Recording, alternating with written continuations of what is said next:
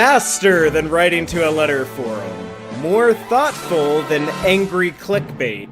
Able to discuss the world's first superhero and comics film, TV, and more. It's the Supermaniacs, and we're talking about a super great story, picking up where we left off last week when we discussed the first half of All-Star Superman. We're now going to discuss issues 7 through 12, finishing it off. And I'm Fatheree. I'm happy and lucky enough to be joined by Mike today. Mike, how are you doing? I'm doing very well, actually, thanks to this book, mostly. Well, yeah, it is a great read, and I've had a great time revisiting it with you, and I'm looking forward to talking more about this story that is one of the biggest influences on James Gunn's Superman movie. And if you doubt that, just go watch the behind-the-scenes features that are now available on the home video version that's available for digital purchase. It's like I watched the first 10 minutes of one of the the hour-long feature on there. Oh, did that finally get added? But it had like the costume department, and they were talking about like, oh yeah, we looked to All-Star Superman to figure out what shade of blue we wanted to make the suit, and then he's talking to like the set people, and everyone working on that movie seemed to have been like running around with a copy of All-Star Superman in their hands, which was amazing to see. It's wonderful to know, yeah, because I decided to watch the movie as well, which we'll talk about later on, just so I can compare and contrast some stuff. And my girlfriend watched it with me too, and she was very much, even just watching the movie version, she noticed the similarities that the movie radiated the same way, which I thought was really fun. It's really funny because when they, were working on this movie for the last 2 years, James Gunn has probably mentioned All-Star Superman more than any other Superman comic, as far as inspirations or influences. And when I saw the movie in the theater, I loved it, but I was like, I didn't see a ton of All-Star Superman in there. But now after revisiting this, it's like I see a lot of it. And I do want to go back and watch the animated movie now, because I haven't seen that. I've watched that a lot. I used to toss it on in the background a lot, but I have not seen it in a good while. So my thoughts of it have changed a little bit. I don't want to say soured, because it sounds like it's a bad movie, but I have gotten a little less love of it. But it's not because it's not really the movie's fault necessarily. It's because this is a really hard comic to adapt, basically. Yeah, it doesn't translate easily to like a little, self-contained 80-minute story, especially with the way that it's, at least like if you're reading it and it's broken down into chapters for each issue, it can kind of have, like, they're actually labeled as episodes, episode 1, episode 2. It would actually work better as like a mini series, as like a 12 episode mini series, Yeah, exactly. And I'll explain why in a little bit as well. But yeah, there's a lot skipped over as well, which also changes a lot of how I felt about it, as well as some changes that I thought were kind of funny in a way. But I'll explain it once we're done with the book itself. But no, this my love of this book is it's like 10 times the size it was beforehand. I fully understand All-Star Superman now in a way that I didn't think the way I did not when I was younger. And yeah, because like you said, it's a huge appreciation to the 2025 movie in a way I did not anticipate. Well, we can go ahead and dive into talking about the story. Just, I guess, like a quick recap on last week discussing the first 6 issues is Superman has learned that he's dying. He was like given cancer by Lex, basically. So Lex is on death row, and then Superman he's kind of like, all like both of these are like two men who's like they're in their final days, I guess. With Lex, not so much, because he had a secret plan as always, but yeah, it's essentially both their final days. Lex forced it to be his final days, which is my favorite part about Lex Luthor. Whereas yeah, Lex and Clark basically are now at a standoff of who's going to die first, and I find that really funny as it goes on. what's the beginning of the second volume that we're gonna discuss with that like issue 7? The last thing that we saw with was the go back in time issue, right? That was issue 6. Yeah, so the last issue was them going back in time. There's a really sweet Jonathan Kent story, as well as Clark learning, as well as a great crypto thing as well. This one starts off with Bizarro World coming to Earth. Although the way Bizarre World is written is not, I actually forgot this is how Bizarre World worked in All Star Superman, which is that Bizarre World was not, it's not a planet, it's an entity that like attacks and like mimics whatever it's attacking, which I thought was really interesting. Yeah, it's a very unique idea to just All Star Superman. I've never seen anything quite like that with Bizarro. He's normally either a clone that wasn't quite an exact replica, or he is from Bizarro World, which is just very different than the way it's depicted here. Yeah, because even Superman's like, it makes it seem like it's the first time he's ever really looked at a Bizarro Superman. Because the word Bizarro gets used a lot throughout the first half when it came to Quintum's projects.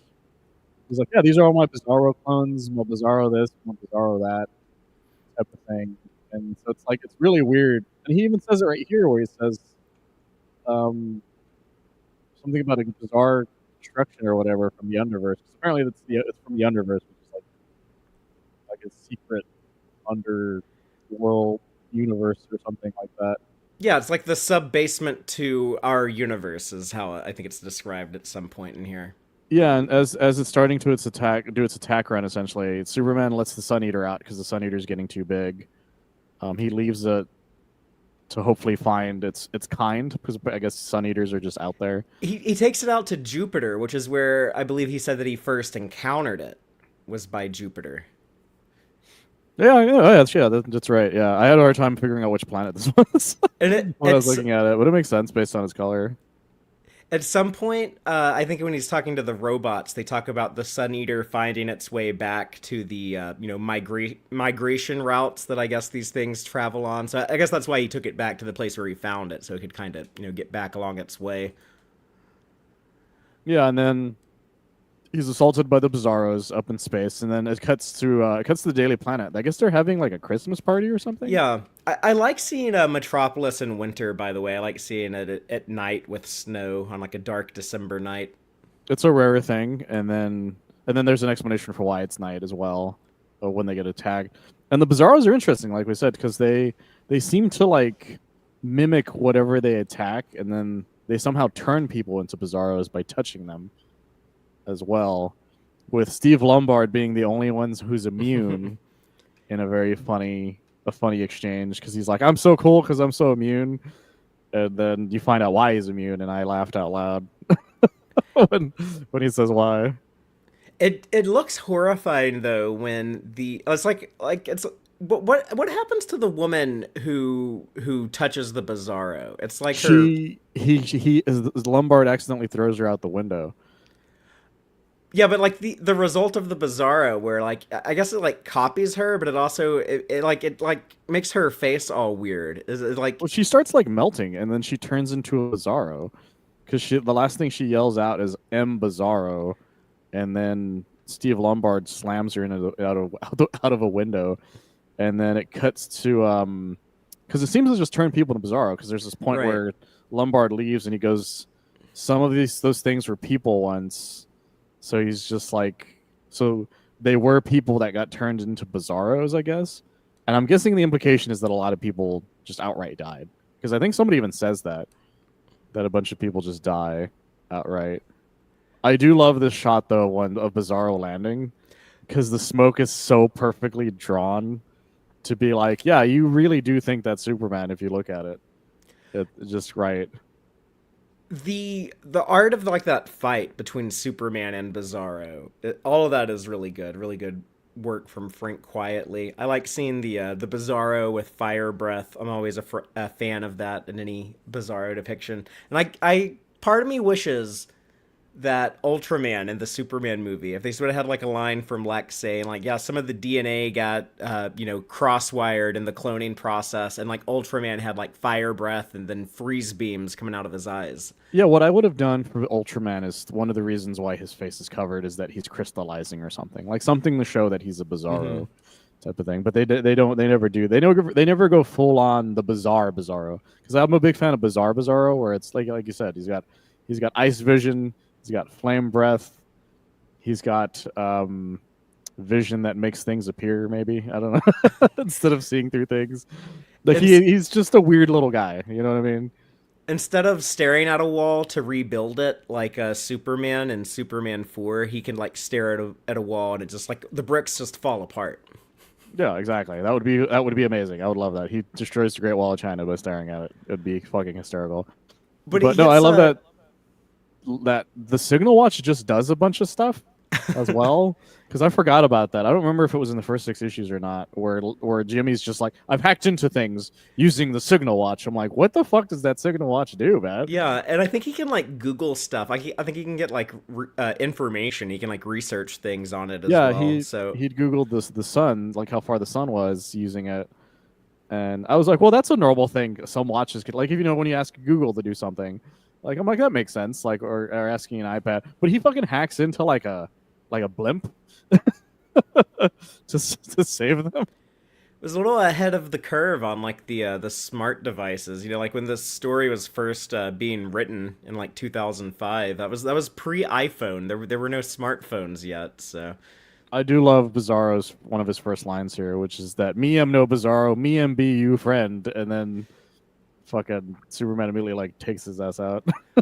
Bizarro dialogue seems hard to write. It's definitely hard to read at times, and sometimes comic writers can get a little too self-indulgent with like weird speaking patterns. Like sometimes I think writers are really good if a character has like a strong accent, like the way like Rogue and Gambit are written in X-Men a lot with like they write the words as if like they're being like pronounced with like a strong southern accent. But some writers get way too carried away with that.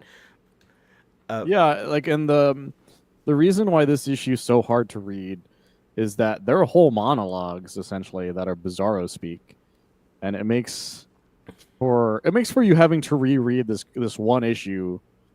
I had to reread this issue like 4 times to really understand what the fuck some of them were saying. And some of it because I found if I was amused by it. I don't want to skip ahead too far, but there's one part that made me giggle pretty hard. But Superman comes to save the day. He knocks Bizarro's ass out, and he finds out that Steve is immune because he's been taking quote unquote performance pills. And he's like, I can't really recommend performance pills for these quote unquote performance pills for other people. How did you take his idea? What he meant by performance pills, by the way? I I mean, assumed he was talking about the V pills. yeah, it's either steroids for when he's working out, or it's Blue Chew for when he's on his downtime. It's like one or the other, you know. Steve Lombard is a big fan of hymns. Is all I'm saying. Um, yeah, he and then Quintum brings up that that yellow sunlight seems to hurt them, which is a very Bizarro thing, depending on the version of Bizarro. Because since Bizarro is the opposite, kryptonite doesn't kill them; it heals them, and it uses the idea that I know Superman and Lois did this, which is that the yellow sun weakens Bizarros, Hmm. or red suns probably will strengthen them. I think Smallville also did that too back in the day. They did. I don't remember about the sun part, but I know they did for the kryptonite thing. Because I always remember that scene where Lionel Luthor's like Oh, sees him. you know what it was? If Bizarro Clark got in the sunlight, then he got like Bizarro face. But if he Is was that in what the it was? Is that shadows, what he looked caused it? normal. I think It's so. been a Yeah. while since I've watched that far into Yeah, that was Smallville. I tried. season 5, I think. It's a good. It's So like six or season 5 seven. ended, I think, was with like the appearance of Bizarro. Oh yeah, I've been trying to rewatch Smallville, but it's a Herculean thing to try because each one's an hour long and it's 10 seasons worth of it. I got to like season 4 before I had to stop. It's funny. I've been rewatching it also, but I kind of just like half like I put it on when we eat dinner. It's like we don't pay like super close attention to it, but it's been interesting to revisit. Yeah, I've been meaning to revisit. I own it on Blu-ray, so I think those have all the actual music. I don't know if the streaming has any issues like that, but I know some shows do. But yeah, he finds out about the sun thing. He does something I thought was really fun, which is that he slams into Bizarre World so hard that it causes like the water to reflect the sunlight, and it kills all the Bizarros, including what seems to be Quintum's like partners, which I thought was really because it cuts to Quintum being like, "Well, man, well, fuck." Right. They're like his like androids though. They're not quite like individuals. They're I guess his Bizarros are part of their are they part of like their own unique organism that's separate from like this cube world? Because like a Bizarro world, just like as it traditionally is like a giant cube. That in this version, it is like a life form, and all of these other Bizarros are just kind of like made out of like this like gray Well, putty or he mentioned they were like almost like genetic experiments that he created, essentially. That they were just like a Bizarro. I'd have to grab the 6 issues again to find the what he because he mentions the exact thing that he says about what they are. But he's always says they're my Bizarro like guys, my little Bizarro army sort of thing. And they do fight Superman and the Olsen issue. Um, and then so Superman's trapped on Bizarre World as it's starting to like go down into the Underverse, and then there's like there's a ticking clock because one, Superman's powers are going away because he's now exposed to the red sunlight of Bizarre World, and two, there's something called, what is it called, the All Night? Is that what they call it? yeah, all of the Bizarros, they keep talking about like this all night that's coming, like this ominous like apocalypse or like they're like Ragnarok or something. But I guess what it is that the Bizarro cube world it's sinking back into the underverse. And that's why the light is turning red as Superman saying like, "Oh yeah, the only light from my solar system that's still getting into this planet's surface is the only part of the spectrum is red, so I'm going to start Oh, losing my okay. powers one by one." But And it's weird that yeah, they've like these Bizarros have kind of mythologized the all night. The all night is coming, very ominous. yeah, and then he runs into probably my favorite character of this entire issue, or not issue, but this storyline, because this encompasses 2 issues. Zabaro, which I'm amazed never really got was ever really a thing outside of this. A Bizarro, which is such a fun idea. Yeah, and kind of a very tragic character too. Oh yeah, he's depressing as hell. But it makes sense why, because he is now he mentions a lot of stuff to Clark about like he's like, no one, I am a I'm an anomaly. Like there's 5 million or 5 billion people here, and it's just me who talks like this. Like no one else understands what I can say. No one understands these thoughts and my feelings, and like he talks about he talks about his poetry and stuff, and it's like it's disheartening because he's talking about all this stuff, and then it cuts to people being like, "Oh, him no think beautiful sunset, I'm ugly like us, haha, Zabaro am king of cool," which we knowing the opposite, they're clearly going, he's dumb as shit, is what Yeah, they're saying. yeah, they're calling him a dork. They're like bullying him. And it's so mean, and he's just like, I just want to talk about life, guys. And they're like, you're dumb, we hate you. Like it's just like you feel so bad for him because he's trapped. He's he is more like Superman in this world because he feels so alone. Even though the sad part is he's not the Superman of this world. Right, he doesn't have any of the powers or anything. Like there is a Bizarro Superman who can, fly around and lift heavy things. But this Zebaro guy, even though he has like a superhero outfit, he has like a cape and stuff, but he's just this emo dude who writes poetry and then gets made fun of. Yeah, his suit's like the opposite colors of Superman's colors. His cape is blue, his outfit's red, and his symbol is white. Or sorry, his symbol is the yellow with the red. I think it's actually blue in the middle of it, in the inside of it. Let me see. I have it open here. I'm just going to triple check what it was again real quick, because yeah, it's blue on the inside of it, and like everything is as opposite as it could possibly be, except for the back symbol. The back symbol's still like yellow, which I thought was kind of funny. And he's got a Z as his thing, which is I'm sure Zod would not be happy about seeing. Um, but Superman's trying to find a way out of off this planet. he meets. I'm trying to figure out a way of saying this. La Roche, which is like Jarell backwards. Yeah. He's a Bizarro Jarell who, since there's no like Bizarro didn't explode, so he just lives there, and he's like talking about being the world's greatest genius. Although he saw which means, yeah, here it is. Me am send father as baby near away from Bizarro home. Me am Bizarro world's greatest genius. And I love Clark just being like, great sons, a Bizarro Jarell. And somehow he's able to use that idea to like seeing like such a horrific version of his father makes him realize, oh, why don't I make a ship that sends me out of here the way I left Krypton? Because the other thing about Bizarro World is that it has like a 500 times gravity or something like that. It's something really high. Yeah, and Superman's losing his powers. He's saying like one by one. That's the way they explain how he survives so long. Is the last power he loses is his invulnerability. But by the time he has that, he is severely weakened. Like he can't even stand on the planet anymore. He has to be Yeah. carried.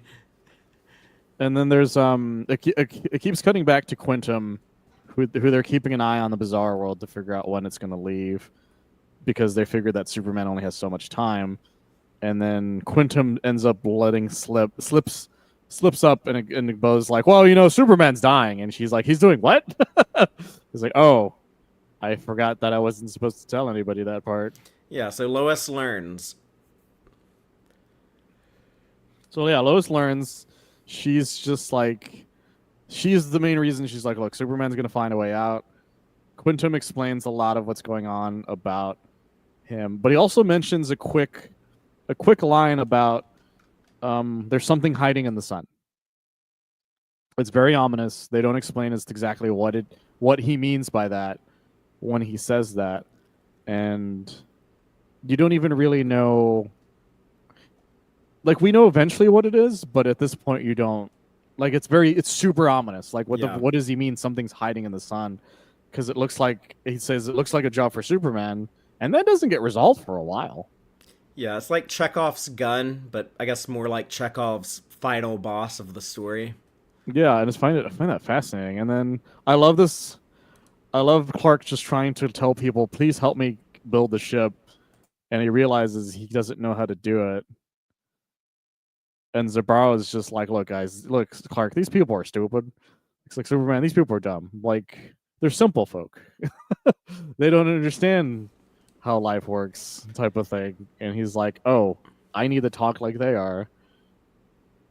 And it's a little sad that Zabaro doesn't like immediately get on board of how he's talking to them, because he says don't sink to their level, but it's the only way to get them to listen to him. But it shows how much Zabaro doesn't like being a Bizarro. You know what I mean? It's like a self-hatred thing. Yeah, I Like, he mean, doesn't even want to consider it.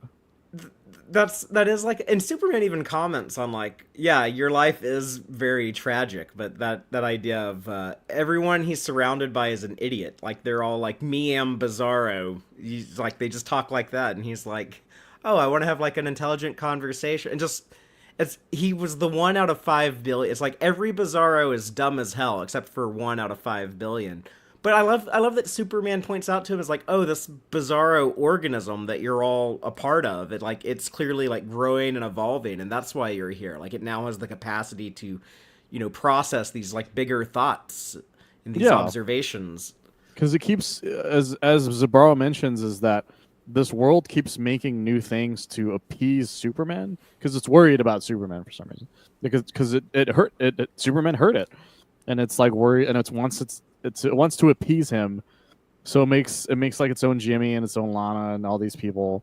And then eventually we get another hint of the other heroes of this world, because as we mentioned the last time, Batman's the only one who's mentioned by name Hmm. up until this point, because we get to meet.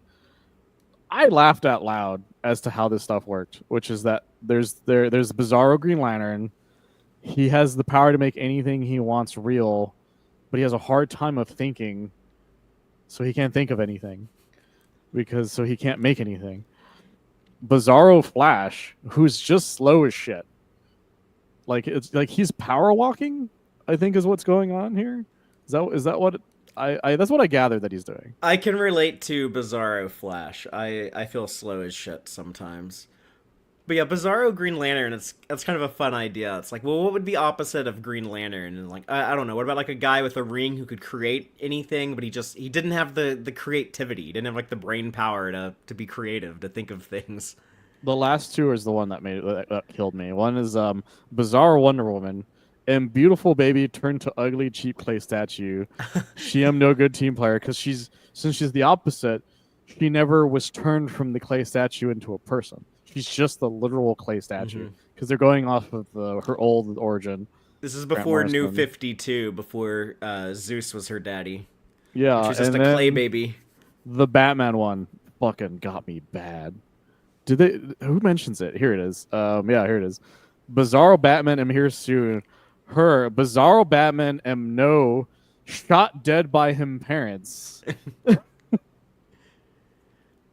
The, laughed so hard when I read that sentence because I was like, that is so incredibly fucked up, and I laughed for like a good 3 minutes. But the Bizarro Waynes took a little kid, Bizarro Bruce Wayne, to go see a movie, and then I guess shot him in the alley after the movie. It was so funny. And I like that Zabaro keeps trying to show Clark his poetry, and Yeah, he's like, you're the only person I've ever talked to who could like appreciate my art. Please look at it. yeah, and then the other part is he's like, I looked at your spaceship and I noticed something. There's only one of us going to leave, and I don't want to stay here. I felt so bad for him the second he said that because he's just like, I need to get the fuck out of here. You don't understand. Because Zabaro is so desperate that he's willing to take the risk that he might die if he leaves Bizarre World, and that's when Clark gets to tell him that great, sweet thing about like, look, you're the smartest Bizarro, and that's pretty cool, and you have to admit like that means that you might be the first in a race of a new Bizarro world.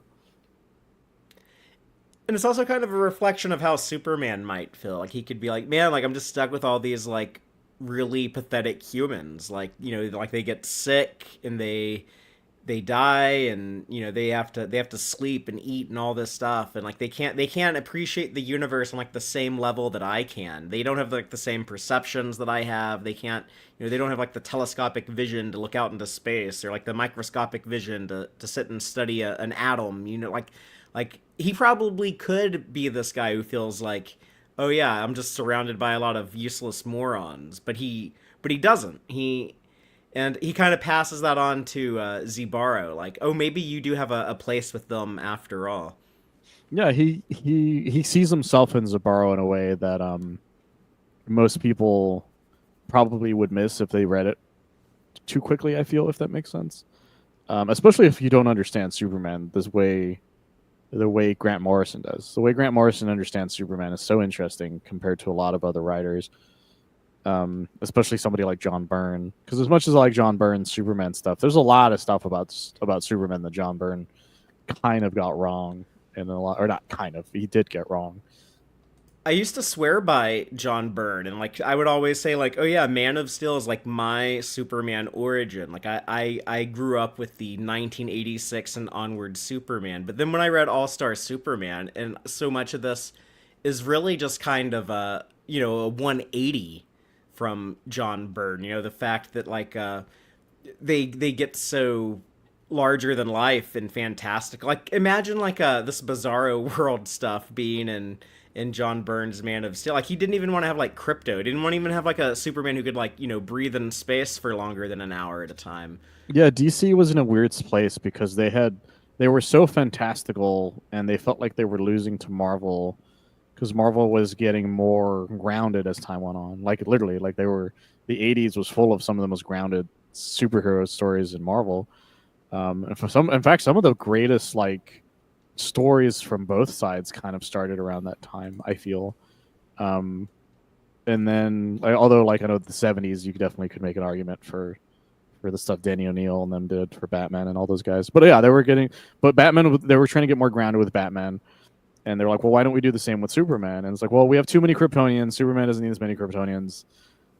Things are too fantastical, so people aren't relating to Man of Steel.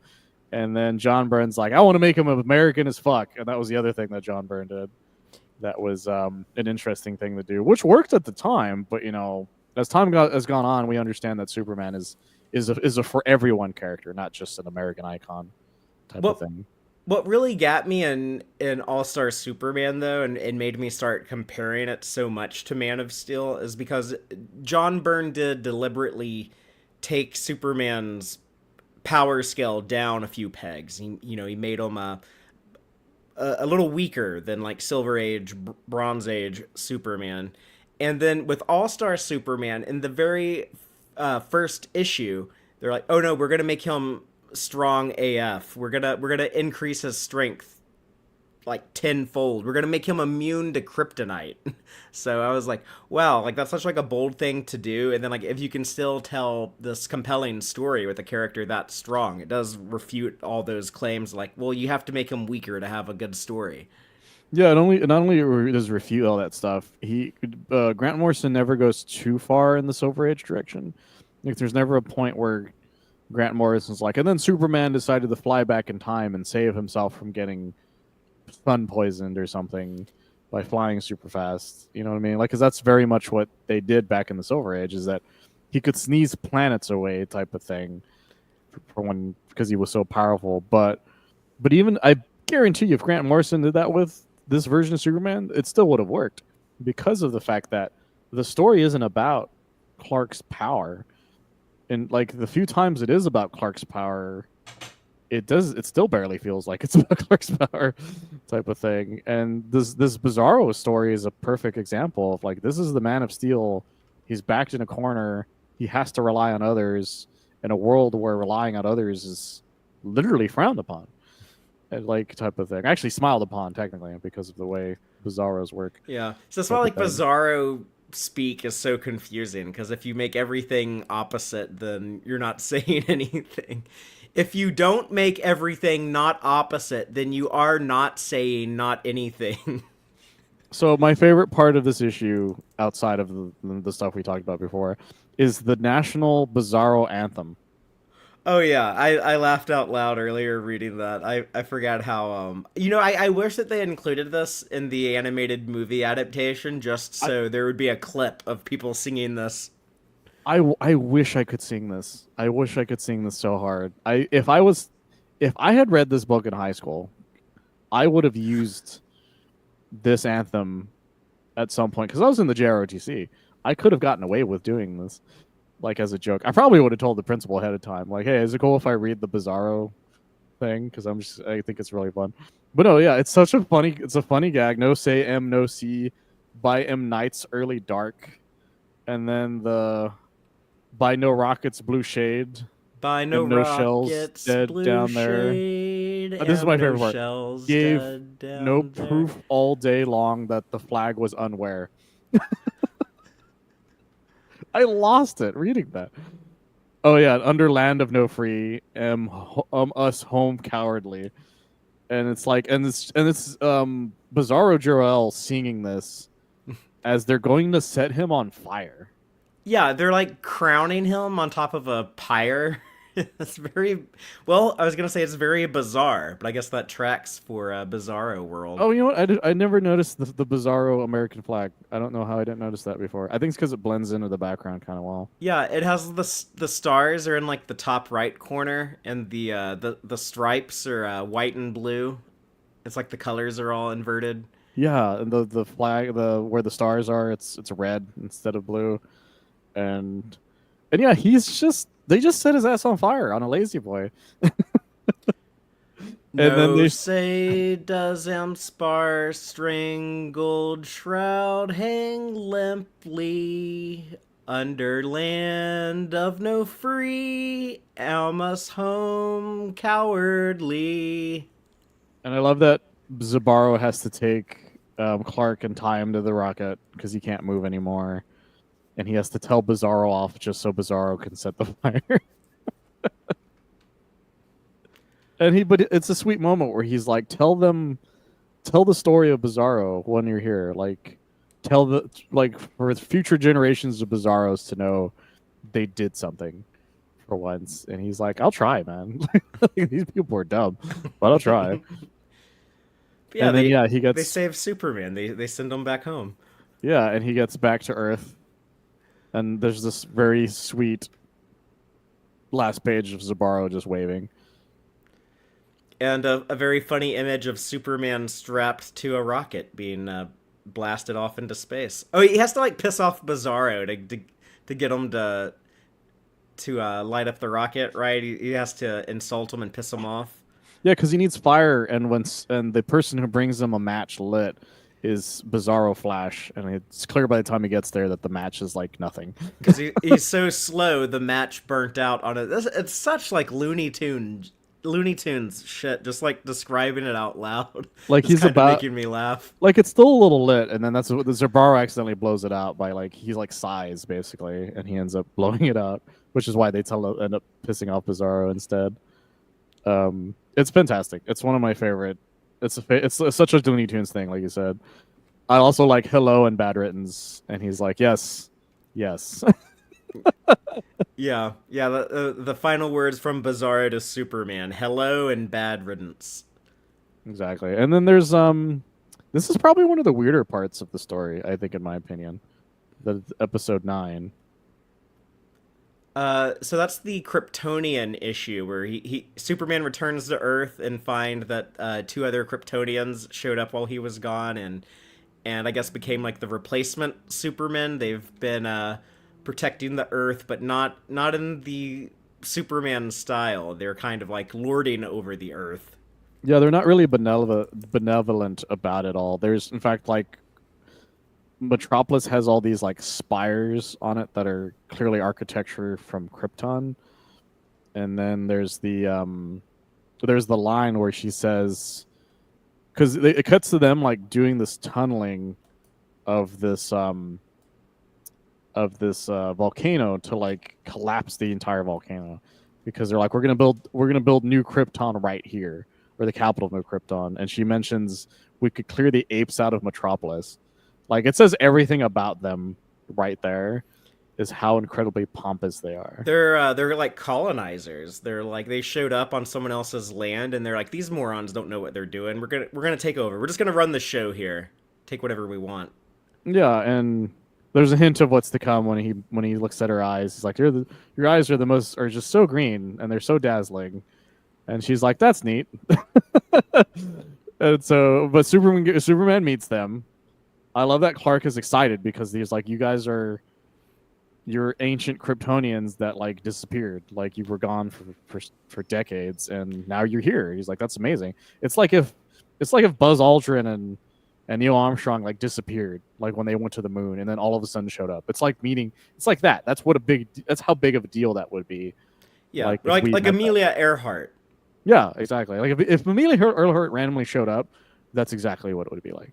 Like somebody would be like, "Oh my god, I'm so goddamn excited to meet you," but it's also the equivalent of if Amelia Earhart came back and also turned out to be super racist. And so yeah, they're like pissed off at Clark. They're just like, this is some bullshit thing. Like, you're here, you didn't do anything. You could have taken over this planet.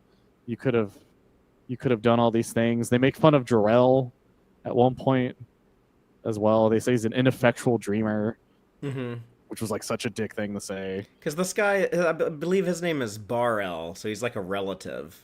Yeah, it's Barrow and the movie Lilo. says Lilo. Or Lilo. Is how the movie Okay. pronounces it. I'm gonna say Lilo only because if I say Lilo, I'm gonna think of the movie. But it's spelled the same as Lilo and Stitch. It's like Yeah, and Lilo. So they're like his cousins, I guess, is the best way. The cousins are like, or aunts or uncles or whatever. And so yeah, they're all pissed off at him. He's like, I don't want to impose my will on people. He's like, why? Like, it's super easy, just do it. And then it shows that they've been fucking with the fortress. They destroyed the statue of Jor-El and Lara, which is a giant dick move. They're treating the robots like shit because they just like they put the key in the robot's hand as if the robot can carry it.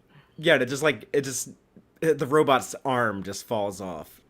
That scene's actually more effective in the movie because you see the arm actually like slam down. Like this is more like a hard cut to like Yeah. the arm's just on the ground. But you know what? They basically know exactly what happened.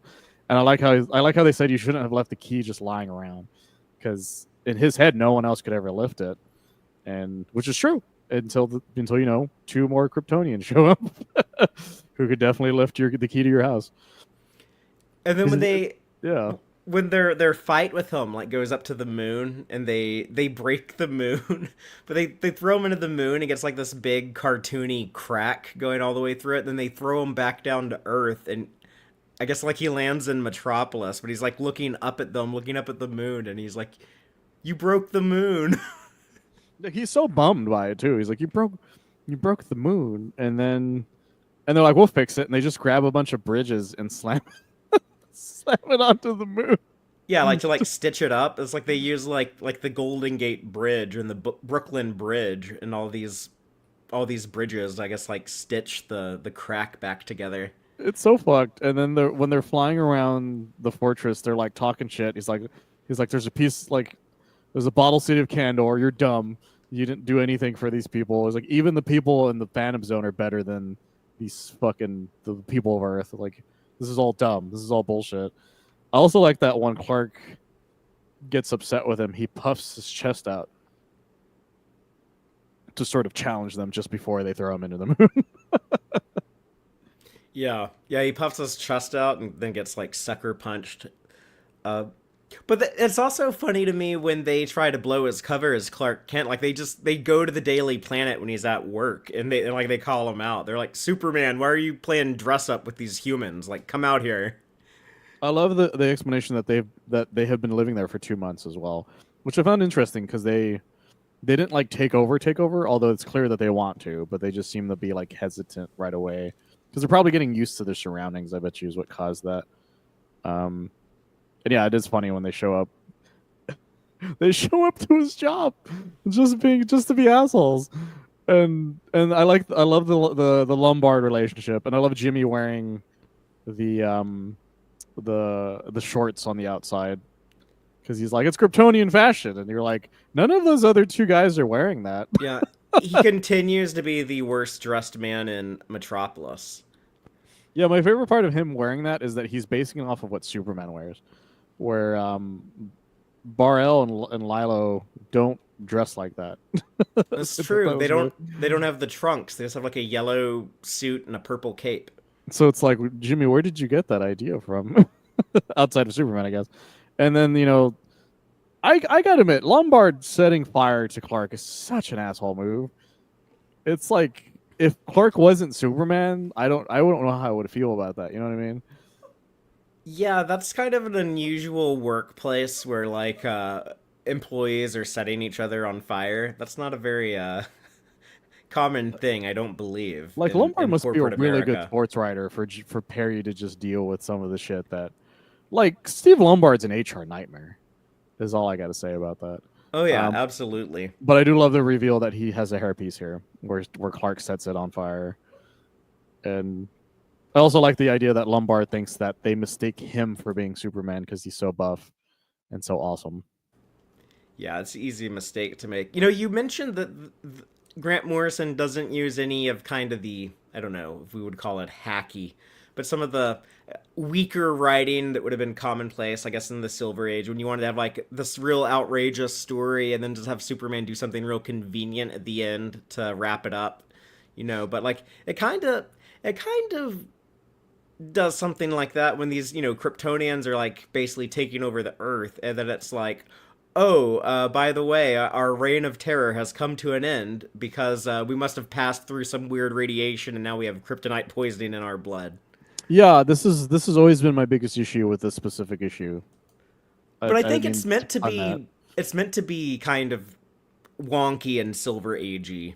It is, but it's the reason I've never been the biggest fan of this specific part because of the fact that it just sort of ends this specific story, and it's just as abrupt the movie makes it even more abrupt in my opinion. And then so Because they're in the movie, they're they included in are the in the movie. adaptation, which is interesting that they kept them and not the Bizarros.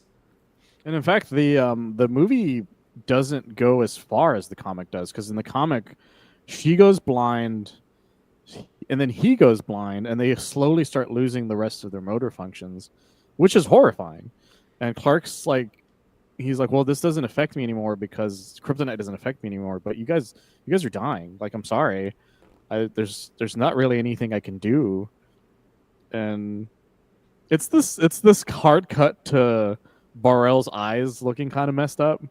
That is really makes it horrifying though, because his eyes are like crossed. They're like cross-eyed. Like one's Yeah, going that way and the other it, one's going it that it way. makes the reader sympathize with these jerks though. Like, Yeah, like the hard cut to why can't I see you, and it's a dark panel to show that this is yeah, what he sees. All he sees is black now. because say He's what you been will about these jerks, they're very much in love to each other. So it is sad to see them when like, oh, I can't see you anymore. What's wrong?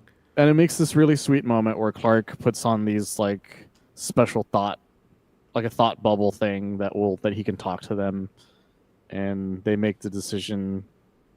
They make the decision that they want to stay together, but they don't want to die, so they decide. He makes it their choice to be thrown into the Phantom Zone, the same way Mon-El was all those years ago, to keep themselves from dying. But he says, well, at least now the Phantom Zone will have some law and order. So he trusts these two to keep all the criminals in line, and that would probably be a fulfilling existence for them to be like, okay, we will lord over these fellow Kryptonians who they need us to keep them in line. Yeah, I love that it shows that he's like popping his knuckles the second they both get there. That's the final page of that one. And then the thing about this story is this story feels the most like intermission than the rest of them. The issue 10 No, issue or 9. the okay, Yeah. so The one with the one that we just finished, the one that we just finished. It feels the most like an intermission out of, like, if you took out that specific story, I don't think it would change the rest of the of what I felt about the rest of the series. You know what I mean? yeah, because I don't Like, I even have a hard think time really understanding what Morrison was trying to say on that. It's the one part I still don't fully understand 100%. Other than like, well, Clark could have turned out differently, and it's like how much Earth, can change a person, but at the same time, I still don't really know what they were going for. Superman doesn't do any of his 12 labors in this issue because there's like this talk about like like these final 12 labors of Superman, but I don't think none of them. And I had to get like the official list from Grant Morrison because I was unsure what all counts as a labor, what doesn't. But yeah, I don't think anything. The ones I guess that we've had so far, I have the list here, and it's so far in the story up to this point. Superman saves the first man mission to the sun. That's one. Number two, Superman brews the super elixir for Lois.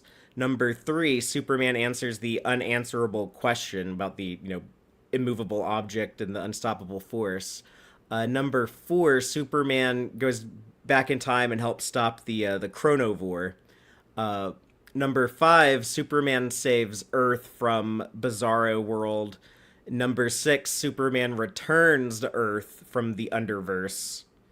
And then the seventh one is the one we get in issue 10, where Superman creates life. But in issue 10, like he says, he's like, I'm supposed to do these 12 labors, and so far I'm only up to number 7.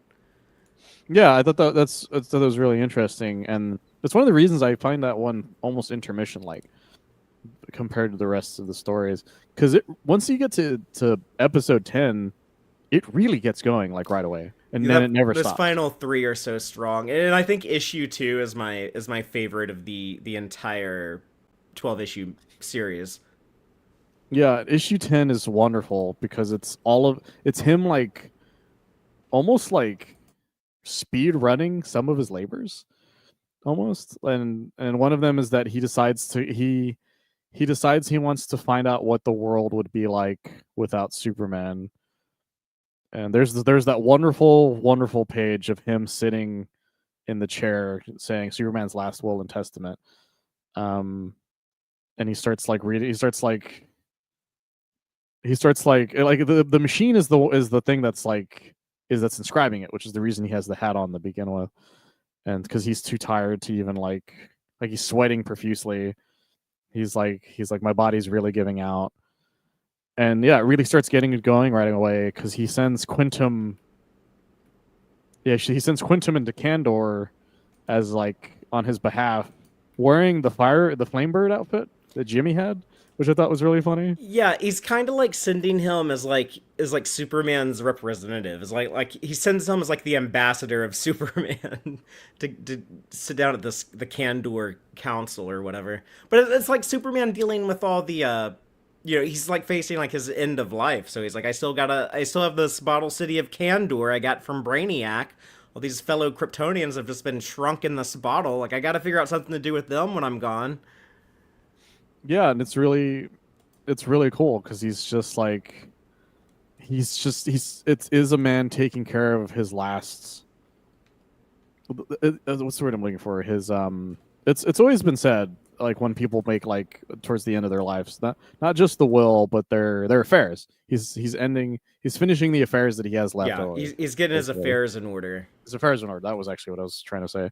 And yeah, he does this great. There's this great sequence of him being like, "Well, I wanted to know what life would be like without me, so I decided to make a whole new world, a whole new universe." He makes a universe inside of a me. I'm not gonna lie. I'm starting to wonder if Rick and Morty stole this little mini verse that he makes. Because he makes a universe inside of the fortress, this giant cube, and he wants to observe what life would be like without him showing up on Earth, essentially. Yeah, and And he then basically creates our world. yeah, and what's great about it is that like some of this is told out of order, because it looks like he makes the world at midnight, but it cuts to him saving a train at like 4 in the afternoon, and there's some stuff that he does in between that seems to be different here and there, and then he saves a train. He saves a train that's from crashing. There's a time capsule he finds from the future, which never really gets explained how it showed up. You just kind of go with it that there's a time capsule from 2312 buried somewhere But in the they do past. establish time travel's a thing that happens in this world, and even uh, I guess it was issue 6 that we discussed last week, where the flashback issue where we see young Superman that they weren't allowed to call Superboy at the time. But those future Superman, they tell him like, well, you've time traveled before, you know the stuff is possible. So, which I assume is kind of a reference to the Legion. Yeah, it's clear that somebody left it there for him specifically, and odds are it was probably the League of Supermen that showed up at the end of his that are mentioned at the end of his issue 6, or just in issue 6 in general. It's actually kind of heartbreaking, this robot fight, because he saves Lois from this giant robot, and Lois just goes, "The guy has Alzheimer's." Like he's just sort of like She's you feel like bad for him bored. right away. She has like no interest in the fight. She says like I just threw myself in the path of that robot I thought it would be like the quickest way to get your attention and get to talk to you. Yeah, because she hasn't been had a chance to talk to him about him dying, because he's basically been avoiding her because he's like, I got a lot of shit I got to do. I'm sorry, and he's like slowly dying, and he keeps cutting back and forth between some stuff. It cuts back to Quintum letting Superman know that he accidentally told Lois that he's dying, and it cuts back to him doing the will. It cuts back to her talking about that he always finds a way. Although there's this very heartbreaking scene where he says our biology is completely incompatible. We could never have children, never have more than this. It's super heartbreaking. It's funny because this version of Superman, he's incapable of doing things other Supermen eventually are able to do. Like our worlds at war, as I mentioned earlier, as our worlds at war showed that Superman could literally live in the sun if he wanted to and come back out super strong. And this Superman's like, I can't have kids, Lois. Where now we know that Superman and Lois can have kids, and it's a thing that is now established in both comics and television shows now. But All Star Superman lives in a world where that's not possible, and that's actually really depressing. Or it is possible. You just have to have like some super science to make it happen. Yeah, Because which is we are skipping ahead if we get to that point. Yeah. but even previous to this, it was kind of implied when Lois sees the one of the super future men in the time portal thing in the fortress. She's like, oh, his eyes kind of look like my dad or something like that. Well, So, it's that's only in the movie version, as I found out. hmm. Because I watched the movie one. We'll talk a little bit about the differences once we get a little bit past this Yeah, point. you brought that up last week though, I and did, that's which is probably why you remembered it. the movie. Like, there's some things at the end that I was remembering from the movie that I remembered. Oh, that doesn't actually happen in the comic. It doesn't. It's one of the reasons why I laugh at how it happens, but I'll get to that point in a little bit. And but we get probably everyone's favorite scene from All Star Superman, um, as well as one of my favorite scenes of Superman in general. Period, which is when he saves Reagan from committing suicide. Yeah, if that gets like memed constantly, it's a very iconic image of, I guess, Superman comics ever. It just gets recirculated a lot, and good. It's a good representation of the character. It's not only a good representation of the character, it says everything about Clark in context because a lot of people when they share it, they're always just like, well, no job is too big and no job is too small for Superman. But this it says even more about Superman. Superman is dying. He is like, I have so little time to finish the labors I was told I have to do. I was told I have 12 of these. I'm barely like halfway through. Any other storyline written by somebody that wasn't Superman related, say this was a story about like the fucking Iron Man. I feel like Iron Man would have a hard time being like, well, I have so many things I got to do. And he would probably save her, but like using like a drone Iron Man or some shit. Like he wouldn't be there specifically. Like I feel like, and I'm not shitting on Iron Man necessarily, but a lot of those people, a lot of characters in other media who are this powerful are constantly used as thinking that some problems are too small for them. And Clark is dying, his body's giving up at any moment, but he still found the time to save one person's life who was just who just needed somebody to tell them that it was going to be okay. And I think that's I'm tearing up thinking about it. You know what I mean? Yeah, the line, your doctor, because yeah, she's like ready to jump off this building, and she throws her cell phone away because I guess the her therapist didn't answer the phone, so she drops her phone and like prepares to throw herself off, and then Well, no, Super. he doesn't answer the phone because he's on the train. He's on the Right. train that she You saves. see him a few pages earlier where And he's then like, when as he's talking to Lois, he's super hearing is like, "Don't put the phone down," because Reagan is like he's talking to him or to her because she's like, "Reagan, oh God, I'm on my way. Don't put the phone down." Like it's clear that those two are the same sentence that he's do that are the same thing. So he realizes, okay, she's about to do it, and then her doctor can't talk her out of it. And I think that's the moment he really decides, okay, I have to save this person because their doctor's not going to be able to make it in time, and it's clear that they've given up at that exact moment, and that's the moment that they need Superman the most. And it's wonderful. yeah. It's So it's absolutely wonderful. I guess okay. So the therapist is like late to the appointment or whatever because yeah, like weird train Superman having to come in and save them, whatever. But then yeah, the dialogue you see is just stay in the apartment. You have to believe me. I'm on my way. So he's trying to like talk her out of it, and then like you were saying, it's very like non-linear. It kind of jumps around in time. But then a few pages later, I guess that would have been like immediately after. Yeah, Superman just arrives there and tells her, "Your doctor really did get held up." And then I love this line when he says, "It's never as bad as it seems. You're much stronger than you think you are." Because that's like such like a good message to like pretty much anyone, no matter what you're going through. Those are two good things to keep in mind. Is the reason I have a hard time not bawling my eyes out when reading that scene because it's everyone needs to hear that. Yeah, And if totally. you accept it, it's a wonderful scene, and I'm very happy with it. And it's also the scene that everyone makes fun of, where Snyder Because every time there used to be jokes about Snyder Superman, they're like, it's like what Snyder Superman would have done, and it's just him flying through and destroying the building she's on. Yeah. It's really fucked up, but it makes me laugh every time. But it cuts to Quintum telling Kandor, "Hey, I have an idea. Let's just put you on a planet. Like you don't have to be big anymore. Fuck it. Just live the way you are now." Is basically what Quintum's saying, and I like that. I like that the Kandorians are like, "Look, Superman's gonna die, and not if we can help it," type of thing, which is a really sweet moment. That all of Kandor is behind them to be like these doctors that want to save Superman. Yeah, And then the Candor stuff is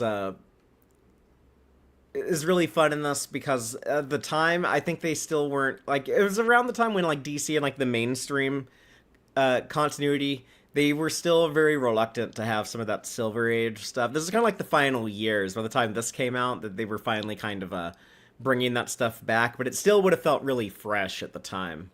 yeah, because the Bottle City of Kandor wasn't really a thing all that much after a certain point. Yeah, there were 20 years where it was ignored, or they made like that other version of it where it's like, oh, here's all the alien citizens of Krypton lived in Kandor, so there's no Kryptonians here. There's like some other aliens who lived on Krypton.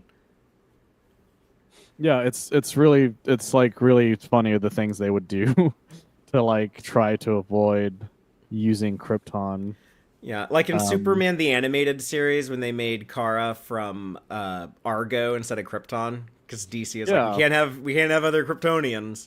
I have a fun thing about that later, but I know I brought it up to many people before about that Supergirl was supposed to be different, even outside of that, which I thought was really funny.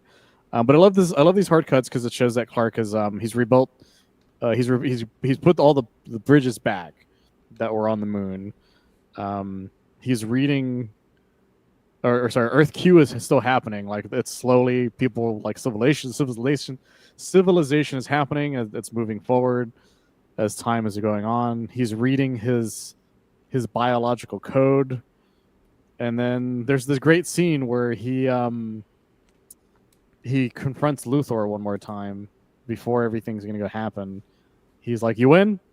It's like, "Save the world. You have 3 weeks. You can save the world.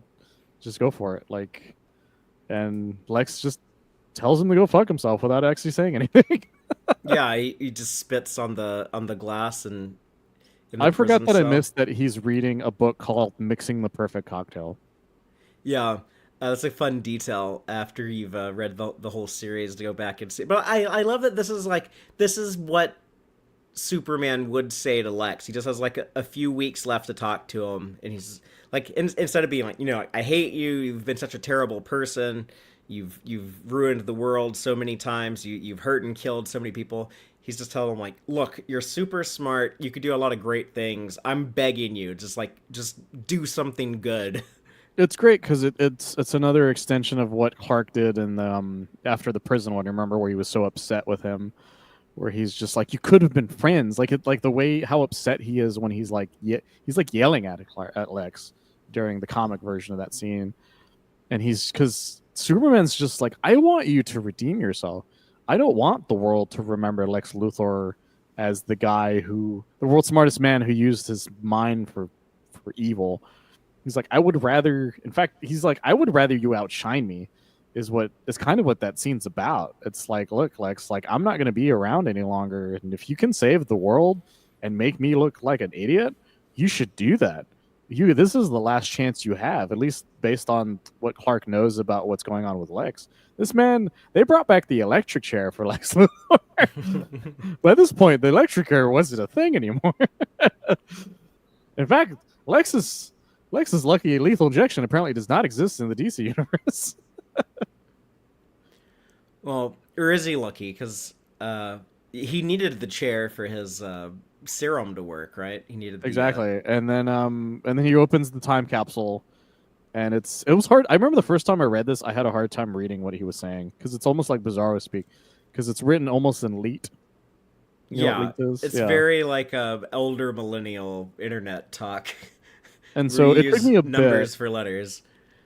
Yeah, it took me a bit, but I finally eventually kind of read what it said, and then and it gives Superman a hint as to like what's going on with the last thing he needs to do, basically, or not the last thing, but like the big action sequence of this scene of this issue, um, where he makes one of my favorite outfits of Superman. But before that, they release the Kandorians on it's like Mars, Mm-hmm. right? Yeah, they just give them a planet, and it's like, oh, that's a neat idea. If they're all little tiny guys, it doesn't matter if like the whole planet is like that. It would just kind of be normal. Yeah, and then Clark does the thing where he's like, Quintum, I trust you. I have figured out my entire genome sequence, and I'm giving it to you with instructions on how to fuse the human and Kryptonian strands together. And it's clear that he says in the will, it says, to Lois Lane I leave our future, and I have a feeling that that's what he means by that. Like I think that's what he means when he's talking about that. Yeah, he's here. You go, Lois. Sorry, I can't be there to help, but you can make us some babies. I'll keep an eye on you from inside the sun, I guess.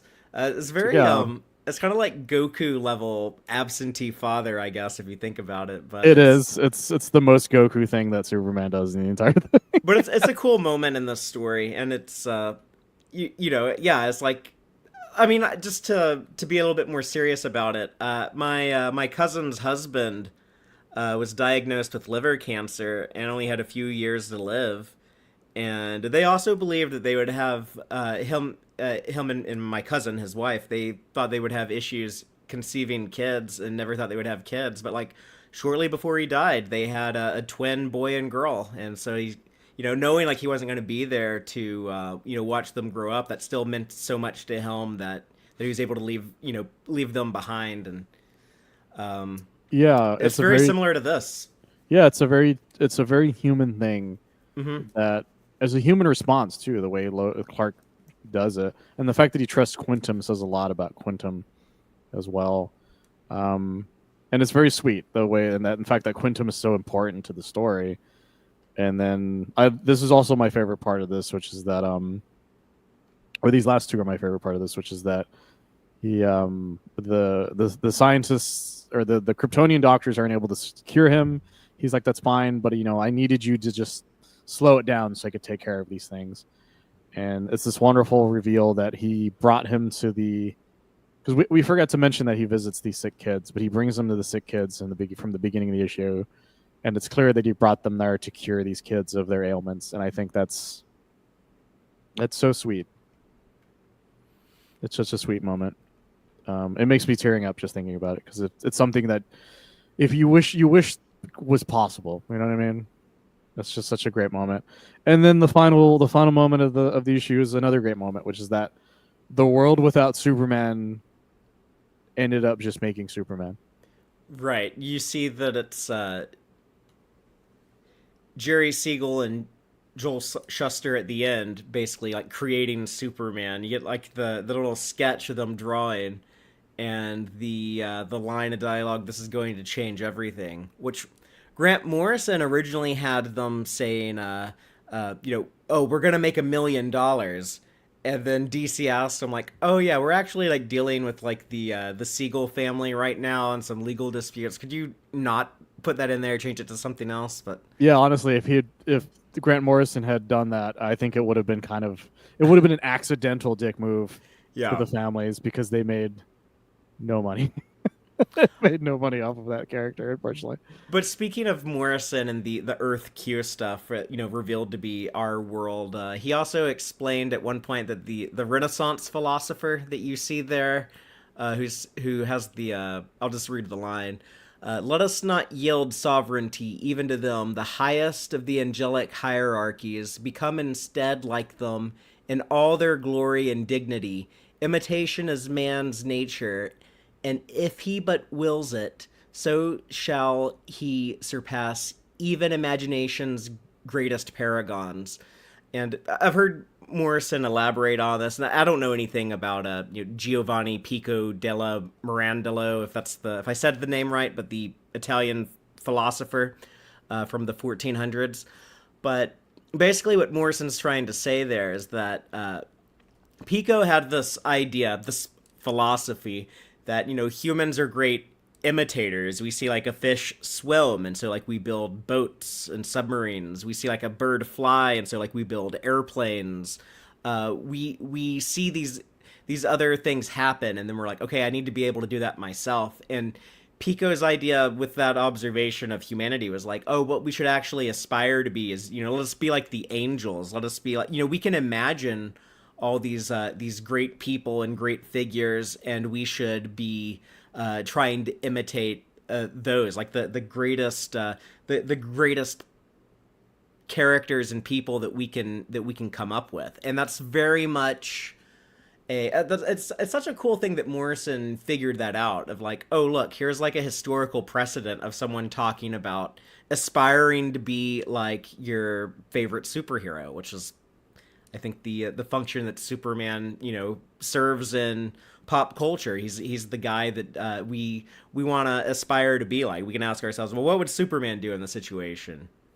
Yeah, it's really great because you go through the past and because when you first see civilization kind of come up, they're doing art.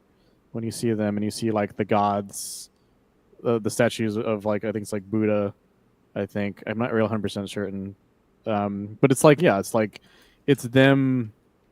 Everything sort of hints at the idea of what eventually happens, which is that they create Superman for the world, and so their world is never without Superman, Yeah, even when he's not real, which I thought was like really like fun. our world, like we Superman still exists in our, like, more people know who Superman is than will ever know who Stephen Fatheree is. It's just like, he's more real than most of us if you look at it that way. Exactly, and then one of my favorite last things here that he says is during his last will is that to Clark Kent, the mild-mannered reporter who never let me forget how it feels to be a downtrodden ordinary man. Mm-hmm.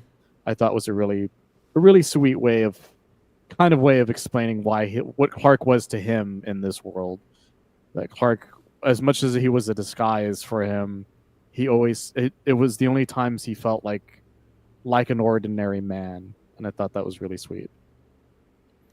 Yeah. And then he says he's going to give him the headline of the century. Which we've already seen, that we saw way back when Samson the Time Traveler brought back the newspaper from the future. But the headline, Superman is Dead by Clark Kent. Yeah, just Superman dead, big old Superman symbol. That's my favorite thing about that. Is Clark had to set all that up to he's like, yeah, this is going to be exactly what it looks like, and I think that's kind of funny. As someone who's written an article, I know how difficult that could be. Um, but that's the end of that one, and then issue 11 and 12 is the climax, and a lot.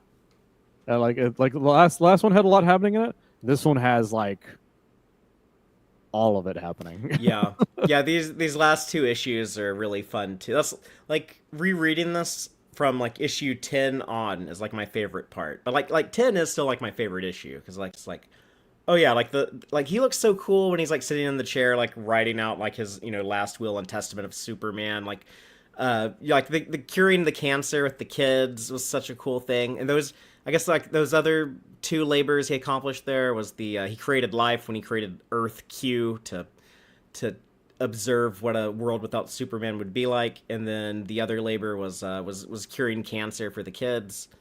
And then here it's now it's Lex's time to shine. Now we get Lex's plan coming to fruition. The shit Lex says during the scene is so fucking funny. When he tells off the priests. Yeah, they're flipping the switch on him. They're like trying to give him like his final rites and stuff, and he's such a dickhead to everyone. I love that. He stinks of the irrational is what he tells the priest. He's like, you suck. Get the fuck out of my face. You're all irrational Yeah, nonsense. and then None of you are logical. he tells the executioner, who I guess like his sister died of cancer. He was like, I could have cured your sister's cancer with a cell phone and a safety pin, but it's too bad Superman was here getting in my way. Yeah, and I like that he mentions that he was kind of that he's like annoyed that Superman's not even there. And then they flip the switch on him, and then he's like, "Oh, by the way, that perfect cocktail I mixed, that was a super serum, so you're all fucked." And I'm still not. I know it's revealed that Solaris, the Sun Eater, gives the super serum that Superman created for Lois. Solaris gives that to Lex. I'm not sure how and when and why that happened.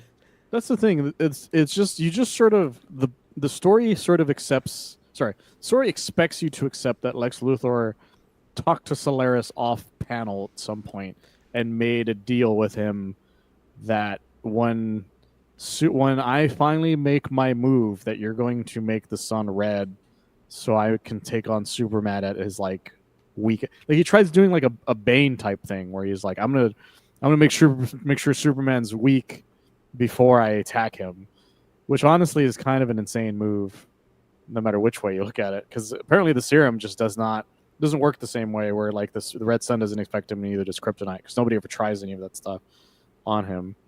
And I like that they try shooting him in the teeth because you see a bullet fly off of his teeth as he smiles, That's a cool detail, yeah. Uh, and then he just kills everybody. And it's clear that he killed everybody because there's a Bible that's on fire that flies out of the door when he gets out.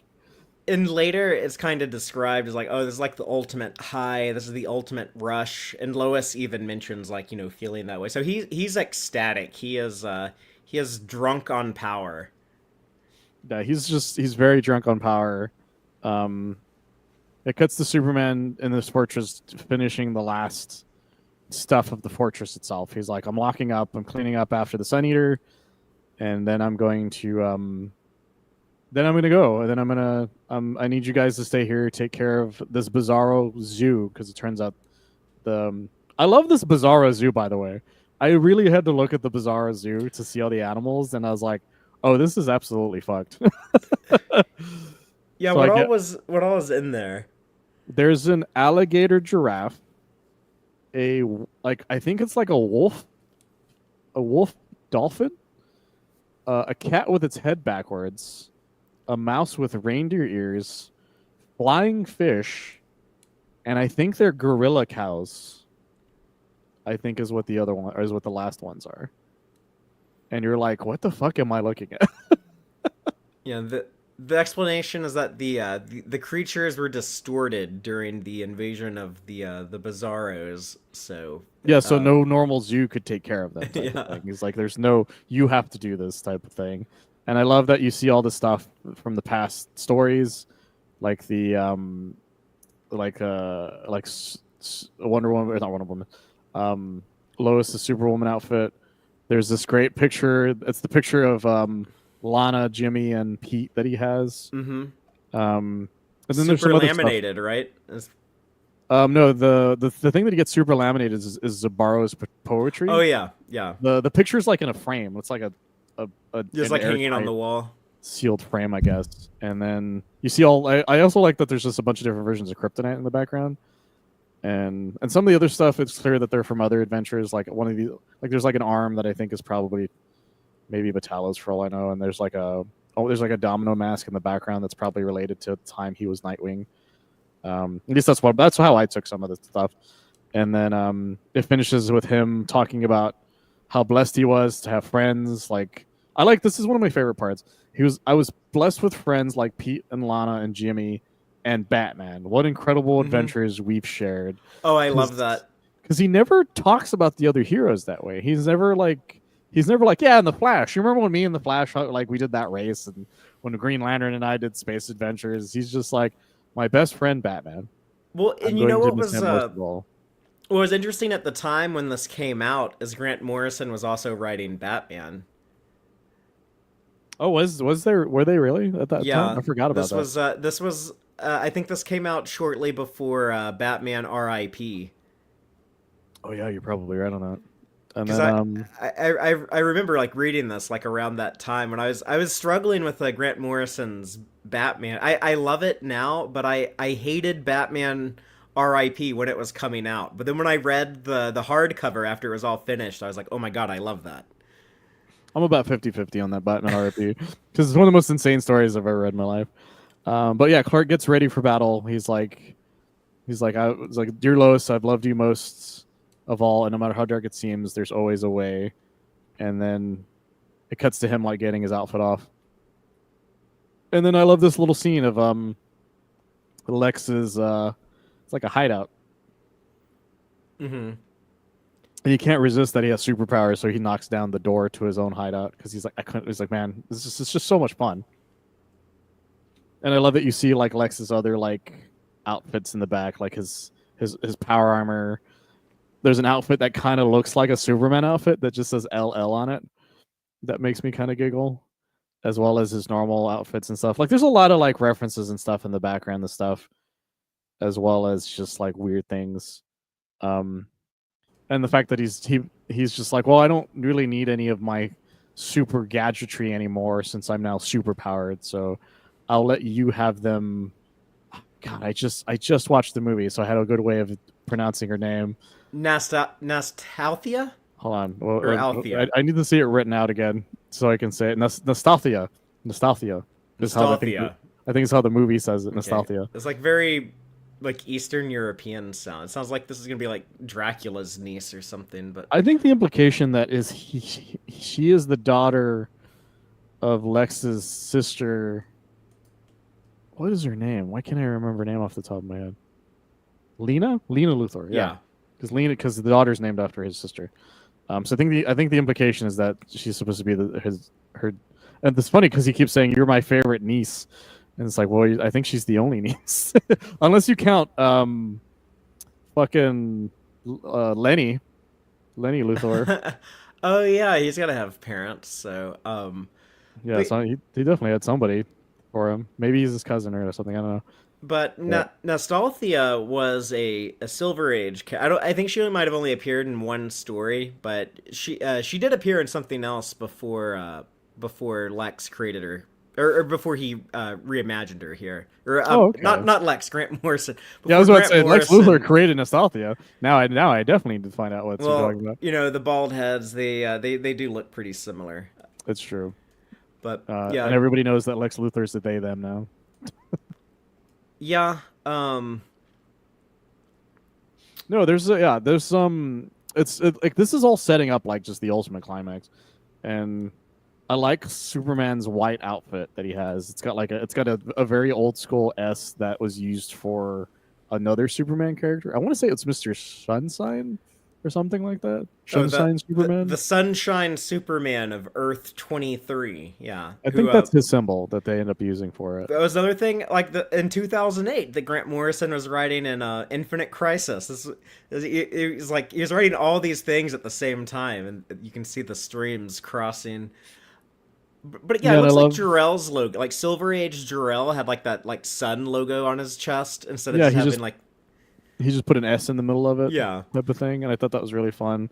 I like that Clark leaves the key under a mat before he leaves. Right, because he's not abandoning the fortress. He's leaving it for the next Superman to Yeah, for the inherit. next generation of whoever can lift it, Yeah. like follow my footsteps, even if it's not a Superman. It's type like thing. Excalibur. It's like putting Excalibur in the stone and be like, someone worthy will be able to lift this key and access the fortress. It's really sweet. And then there's I love this sequence where he's like, I'm gonna go up there and fight Solaris, and all of the Superman robots are like, no, we're gonna fight. Like, you're not gonna go up there by yourself. And I think it's really cool. And he mentions that you can only hear Solaris if you have a specific wavelength, and then they fight. They fight the shit out of Solaris. And I like that they show off that Superman's able to use some of his newer powers that he's gotten in the story. Yeah, like he threw lightning at Bizarro earlier. Yeah, that's right. We forgot to mention that he fucking throws lightning. And it looked cool. I was like, man, they should have drawn more of this. That looks cool as hell. That is one of my only issues, is that like he's got all these new superpowers, but he doesn't use a lot of them in some of the story. But I like that he uses like his extended force field to protect him and the robots for a bit. And then Robot 7 admits that, hey, I fucked up.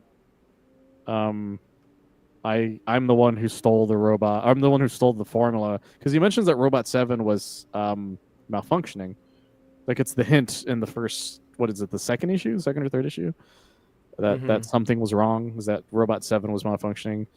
And then comes probably one of my, I think I'm always heartbroken by the scene when the Sun Eater shows up, because his pet Sun Eater shows up to save the day, and then it happens, and I'm bummed every time I read it, because I'm always like, I'm always hoping that it's not going to happen, and then it happens, and just like I know damn well it's going to. I can't change the Yeah, story. I had forgotten that that was the fate of the Sun Eater when I was reading it. So yeah, that was that caught me off guard a little bit and made me sad earlier. Yeah, it always bums me out. I like that Clark just loses his shit and just starts beating the shit out of Solaris.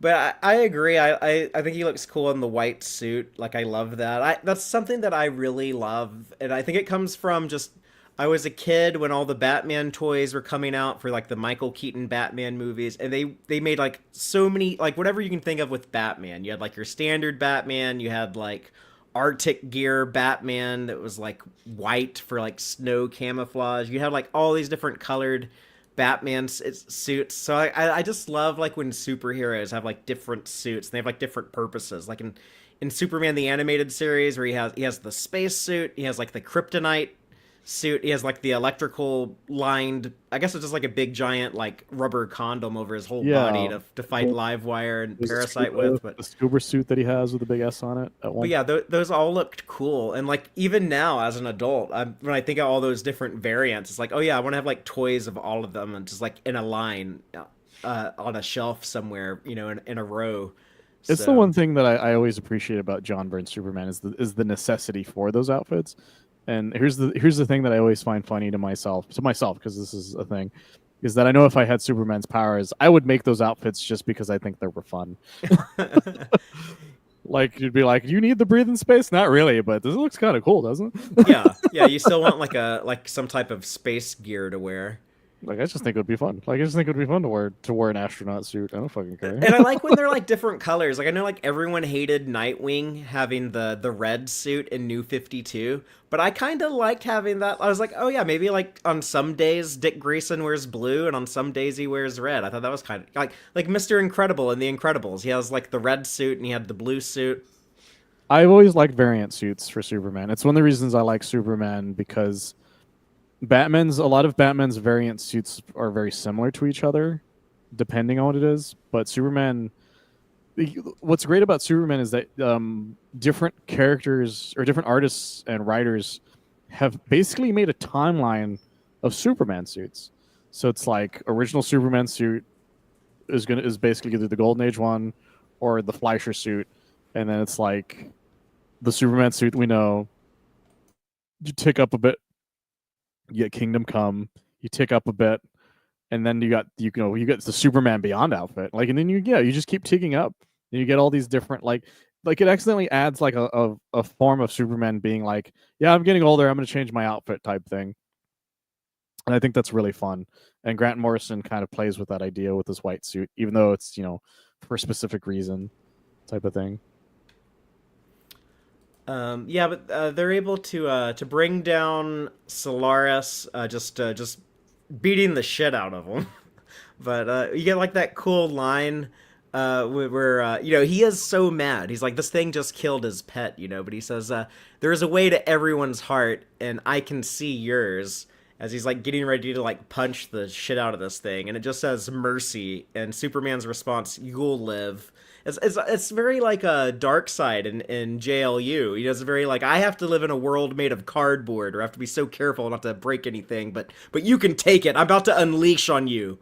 I love the mushroom cloud, by the Yeah. way, from the punch, and it just cuts to like Solaris just fucked up. Yeah, and it's a writer and an artist who like they really understand the comic book medium, and they can do like some cool things with the panel layout, like cut to this wide shot of a mushroom cloud and then cut back to the close up. Yeah, it's Yeah, great. it's so fun. And then there's before that, there's the sequence of Nastasia on like a tank, just randomly destroying shit. What do you think of And some of those designs, like her helmet or like Lex's green trench coat he's wearing during the stuff? so the green trench coat's kind of the reason why people think that Quintum might be a future version of Lex, I was because they're the thinking that same today. design. Mm-hmm. and it's just that they're not. It's not a rainbow colored one. It's just the same green. It's almost like he's taunting Quintum. Almost like if that's not the if the Lex Luthor theory is not true, it feels like they're taunting Quintum instead. Um, it's funny because Jimmy has like a whole suit, and Lois has like a whole outfit when they first meet Nostalgia. And then, but what makes that funny is that like it just cuts to the two of them being at the Daily Planet, not wearing that, or something like that. No, they're still wearing it, I guess. But like, it feels like almost like Jimmy takes it off like right after that, because once they get back, once they get to the planet, Clark shows the headline. He's like, I saw the whole thing. It's gonna be the great. It's gonna be the big headline. He's like, I saw the whole thing, and he just fucking. He just dies like right then and there. Like at least that the implication is that Superman is that Clark has died. That Superman is dead at that exact moment, and then Lex. That's when Lex strikes. Is when Lex didn't plan that, of course, but that's when he strikes. Um, and then that's the end of that specific issue, and then then there's the climax where things are. I think there's a lot of fun to be had in this climax. Yeah, the final issue, it kind of evokes some like death of Superman from the 90s, but like having Superman be, I guess, like on the cusps of death and having this vision of the afterlife, where he's like talking to Jor-El. It's like this kind of idea of like Kryptonian afterlife. They played with this stuff a little bit back in the 90s with Death of Superman. Yeah, and I like that. Like Clark is confused because he's treating it as if he's lived on Krypton this whole time, and Krypton never exploded. He's like, yeah, we're late to this thing, um, and he's like, well, son, there's a lot of stuff that you must know about. He's like, well, can it wait? I'm in the middle of like some stuff for what is it that he says? The Neo Consciousness Lab, I think is what he says, something like that. But it's like it's clear that he thinks he's acting like he's another scientist that happens to live on Krypton, and he's hanging out with his dad as they fly around Krypton. And it's this kind of sweet moment of Jor-El being like, it's another thing that I think inspired part of James Gunn's thing because he's talking about choices as well. Mm-hmm. He's also talking about the choices you've made and just like how great they were, and like that you've done everything. Like you're among the dead. Like you died fighting Solaris. Like you can rest now if you want to, type of thing. Just surrender to your death. And because he's explaining that he's like it's like it's the story explaining to you that Superman cells are degrading finally, and he's like, and you can just you can accept the process if you want, but it feels like it's but like you don't like you it could be an afterlife, or maybe it's a subconscious. I think that's kind of why he says neo subconscious Yeah, you get or neo that conscious that thing. explanation of like as your brain is dying, it could just be imagining all of this stuff, either as like a mind palace or like a hellish reality. It's just like this could all just be like your brain dying. Yeah, and he's like, you have the choice of just accepting it, or you get up one more time and defeat evil one last time. And I thought I get chills thinking about that line, the way Jor-El tells it to him. And then we get this great sequence of Lex Luthor telling everyone they all suck and he can't wait to kill them all. Yeah, he's just like hovering up in the sky, just kind of literally just towering over the Daily Planet staff. It reminds me a lot of like Superman 2, kind of, when Zod comes to the Daily Planet building, because Lex is there when that happens, but here it's like Lex is the Zod of all this. Yeah, and there's a great moment where he's just like, who am I going to kill first? He's like, because you all sent me to the chair. And Perry's like, the truth sent you to the chair. He's like, where's truth? I don't see truth. Like, can you touch it? Can you, like, measure it? Like, I can't kill truth is basically what he's telling him. So I'm going to kill you guys. Which I thought was really fun. And then there's a great moment where, like he's mentioned there, Lois is explaining, it's a rush. Like, it's, I understand how it feels. He's telling Jimmy to fuck off because he can hear the signal watch going off. Like a lot of great moments of Lex just being like, "Look, guys, just let me kill you. I don't want to deal with your bullshit," type of thing.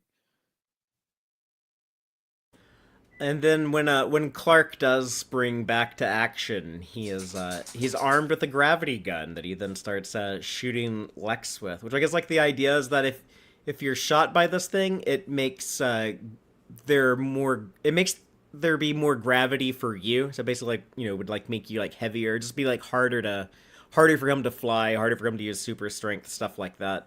Yeah, whatever you fire, it increases the gravity of that object or person, which is why it's a deadly weapon against Superman. Because if Superman wasn't as strong as he's supposed to be by the end of at the beginning of the story, although at this point he's kind of weakened by it, which is why he's kind of like he's playing on the defensive when he's doing this. Um, that it would fuck him up very easily, because unlike Goku, who's trained at like 1,000 times gravity or some shit at all times. Superman's not designed for that, so it's a little trickier for him when it comes to that sort of thing. And it's the reason why Lex has some trouble against it right away. And then I like that like Lex is just like, oh, you're growing a spine, and just to get shot by it. And I also like that Lex and everyone around him still do not believe that Clark Kent is Superman. They Yeah, just does Jimmy believe it? Because like Jimmy seems to be like what does he say here?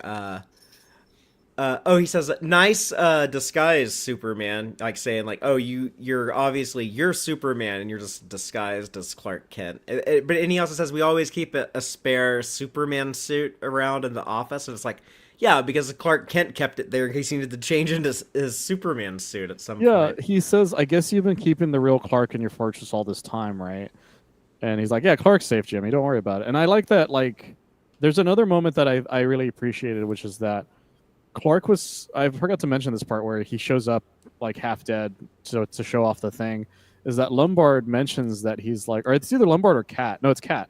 Cat mentions that Clark looks buffer than she's used to, and it's because in that moment Clark can't keep up the facade of being Clark Kent. Yeah, that's So no he's probably longer a priority. yeah, he's probably standing up straight, looking like the way he's supposed to as Superman, not thinking about it because he's dying. Yeah. And yeah, Cat's like, I knew it. I knew Clark was too buff, and he's just like, yeah, thanks for noticing, Cat. Yeah, I guess that is like I guess that was Morrison's way of telling us that like he was just so damn good at the secret identity that even watching this stuff, this room full of reporters still believe the facade. Yeah, Except for Lois, she does when Clark goes down.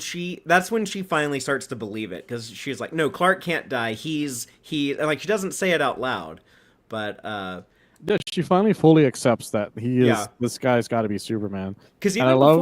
even before this, she was like, "Oh, well, Clark went on vacation after that Lex interview," and so like she still didn't believe Oh that yeah, he we was forgot to Superman. mention his explanation for where he was gone for 2 months during that moment. Where is it? Oh yeah, when the Kryptonians took Yeah, over. 'cause she's like, he's alive. Let me. Like, has he seen this? When he sees the photo, let me see what the explanation was. Where is it? Nope, I went too far back. But I believe he says he was trapped in his Yeah, closet I got trapped in my bathroom during the or Bizarro bathroom. invasion, with 3 unopened Thanksgiving baskets and the complete works of Shakespeare. Fortunately, Superman heard my cries for help, and well, here I am. And I like that he, I like that before that Perry says we held the memorial service because you were gone for 2 months because they assumed he died. But yeah, sorry, I forgot to bring that up. I should have brought that up because the reason I want to bring it up now is because of when I bring up the movie. Um, yeah, so he uses the gravity gun. What I like about this moment is that the the the the shoes on the other foot in this fight is that Clark is fighting the defensive, and Lex is an ultra powerful god, and he is Superman's now using science to fight Lex Luthor instead of the other way around, and it really like sells like just how different the dynamic is at the end for the two of them.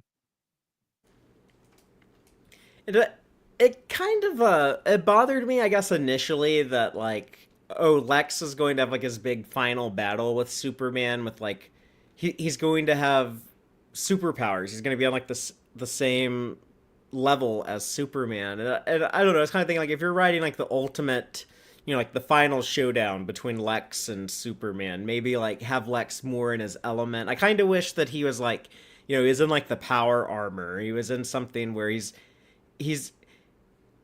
it wasn't like how he's always describing it as like brain over brawn and stuff, and he's like, well, I'm just gonna use my brain to give myself some brawn. Yeah, it's But like one of the few times that he's just going, fuck it, I'll take the cheat code for the first time in this fight. Although it's funny because I forgot to mention this in the last issue. I don't remember if it's mentioned in here or not when he shows up. Hold on, let me see if we can find that spot again. Yeah, here it is. Where is it? Because he mentions the formula. Yeah, here it is.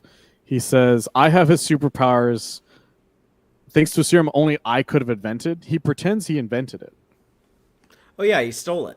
He stole it. He stole it, and all he did was he set it to his DNA because that was the idea, was that it was based on your DNA, and he's just like, I Lex Luthor invented this wonderful serum that gives me Superman's powers, and it's like, no, you cheated as hard as you possibly could, Yeah, it's and he like still flaunts it like he's better than Superman. in order for you to do what I do, you had to copy my homework.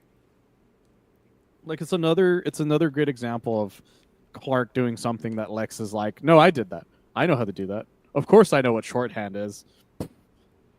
Farmer. But I like the way that Clark uses the gravity, and it was like Grant Morrison using some very weird and probably not at all realistic science fiction stuff, like formulas that alter your DNA to give you superpowers for 24 hours. But then like he throws in like some real science, like oh yeah, gravity also accelerates how quickly you pass through time and stuff like that. Yeah, it's the reason why Earth, like the time in Bizarre World was It's different. 2 months, yeah. He was there for a long time, and Clark, I like that Clark tries explaining it to him. This is why he's like, this is why it's like the reason I'm using gravity gun is not because it's making me heavier, but before you could explain it, Lex just starts beating the shit out of him. Like he doesn't give him time to be like, here's my master plan, Lex. It's like Lex is like, fuck you, bitch, and just starts fighting him right away. And then he defeats Superman essentially, but not really. Like as was mentioned, I love the sequence where Lex has, it's not a mental breakdown so much as it's just like he finally understands Superman in a way that he never did before because he finally sees the world. It's like Zabaro. It's like Zabaro's he's been trying to tell Bizarro World how he views the world, and no one understands him. And Lex finally sees the world the way Superman sees it, Mm-hmm. and he finally understands why Superman's the way he is. But it's too little, too late for Lex Luthor. And I love the last last lines he has after, because he mentions everything. He's like we're all in this together. I like that Nastasia is like, you are fucking embarrassing this in front of our subjects. She says you're embarrassing me, but beyond any therapy or something like that was Yeah, the beyond all therapy. I think beyond all it was. therapy. There we go. Yeah, that's a great line. And then the last thing is Superman being like, yeah, he's also trying to articulate that his time is up. He doesn't have superpowers anymore. He is fucked. But Lex like And has like an epiphany when he sees the like you were saying, like the universe from like Superman's perspective. It's like it's very overwhelming to him. It's almost like he took shrooms for the first time and he's like, oh my god, I can see it now. We're all connected and it's so beautiful. it is literally what happens to him. And I love that the brain beats brawn line comes back when he just punches. Yeah. He just starts punching out Lex. You know what? I take back my criticism. It doesn't bother me that Lex just resorts to brawn here to fight, because it's kind of the same thing as in James Gunn's movie, that like Lex is like, I'm so smart and this guy is like so strong. I'm gonna beat him his way by like I'm gonna use strength to bring him down, like either through creating Ultraman or like here like giving myself superpowers. But then instead of him beat like he's going into this thinking like, I'm such a badass, I'm gonna go beat this guy on his turf, doing things his way. But then Yeah. but then Superman 180s that, and he's like, oh no, I'm actually going to outsmart you and have my brain defeat your brawn. Yeah, Like Lex. the whole thing you're trying to do, I'm gonna do to you. Yeah, Lex decides he's like, I want to show the world I'm a better Superman by defeating Superman and taking over the world, and making the place a better place by being the best. And Superman decides, well, I'm all fucked up. I need to outsmart him. And yeah, brain beats brawn. And I love the last thing where Lex is like, I saw how to save the world. I could have made everyone see. I could have saved the world if it wasn't for you. And then Superman just punching his fucking lights up and just saying, you could have saved the world years ago if it mattered to you, Luthor. And that says everything about Lex Luthor and his obsession with Superman. And in the animated movie, does he knock him out like this? He does 'Cause not.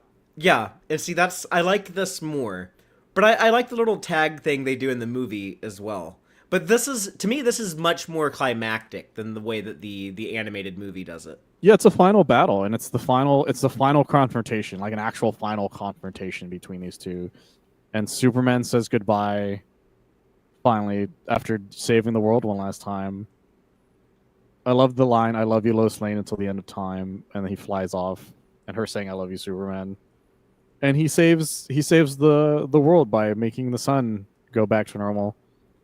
And then the epilogue's pretty fun as well, about Lois being like, I'm not going to be there for the memorial because Superman's not dead. He's just fixing the sun. I do like she says he's making an artificial heart to keep it alive, and we get that great wonderful page of him inside the sun making something inside of it is what it looks like. And then there's the final thing about Quintum being like, we're gonna use what Superman gave us, and we'll make a new Superman is basically what he's saying with Project 2. Yeah, you get like the Superman S is kind of like upside down and moved around a little bit and looks like a number two. But it really works. It it really looks works. cool. It shows how important Quintum was to the future of Superman, and if you look at this as a prequel to DC 1 million, you know that Lois and Superman get their happy ending after all, and it's really sweet when you look at it that way. And she seems pretty confident that's going to happen. And it's like she understands everything after there's like a year that has passed after Superman went into the sun, but she's like, yeah, like that headline was just made to we needed that newspaper to go back in time for what happened way back in issue 4 or whatever. It's like she's pieced it all together. She finally she knows the story. Yeah, she's incredibly intelligent. She understands exactly what has happened, and she understands exactly what needs to happen. And so before we go, I want to explain the differences between the movie because I have the movie right here. Go for it. So the main difference is that Quintum is bullshit. He is only in the beginning and the ending of the movie. It basically pretends that Quintum does not exist for the majority of the movie. He doesn't have I to do forgot he anything. was in it that little. He shows up in the beginning, almost dies. It tells Superman that he's dying. Nothing for a long time, and then but all that it skips the Jimmy stuff, and it skips the Bizarro stuff, and it skips the time travel story. Of course, it references two of them by having Jimmy dressing up as a woman in the beginning of the movie when he first shows up. So it references kind of the Jimmy Olsen story. It references the Jonathan Kent thing, but instead of like, he visits his mom, or he visits Jonathan Kent's grave, and he's in the pose that he's in at the end of the issue when he's like over it, and then he puts the flower that's in the comic. He puts that flower down, but instead his mom's there, and he talks to his mom for a bit. The explanation for why Superman's been gone for 2 months is a lot different. What it is that instead of leaving Kandor and Mars, he's like, yeah, I'm gonna leave them on a planet like that's so far away it's gonna take me a long time to come back, Lois. He goes I'm gonna to be another gone. solar system. Who knows how long I'll be gone, type of thing. So he flies away and then he comes back, and the story plays out kind of the same. The other one we did mention the Lois saying that the Superman from the future looks like her dad. That's only in the movie version. When he meets the two Kryptonian astronauts. They still beat him up, but they break the moon, but they don't end up making. They don't use the bridge. They don't make the bridges or whatever. They still confront Superman. The husband or the Barel doesn't go blind, and they don't lose all their mother functions. But the wife, but Lilo is very much blind, and he doesn't have to put on anything special to talk to him, but he still throws them into the Phantom Zone the same way. The all the Superman robots have numbers, which is what James Gunn does. James Gunn get that from the movie. James Gunn does that for the movie, and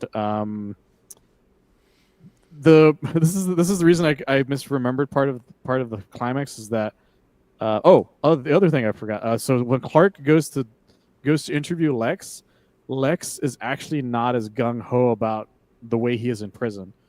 Because in the comic, he's very much like, I run everything here, and no one's willing to fuck with me type thing. Like where he's so overconfident that he's just walking around strutting himself.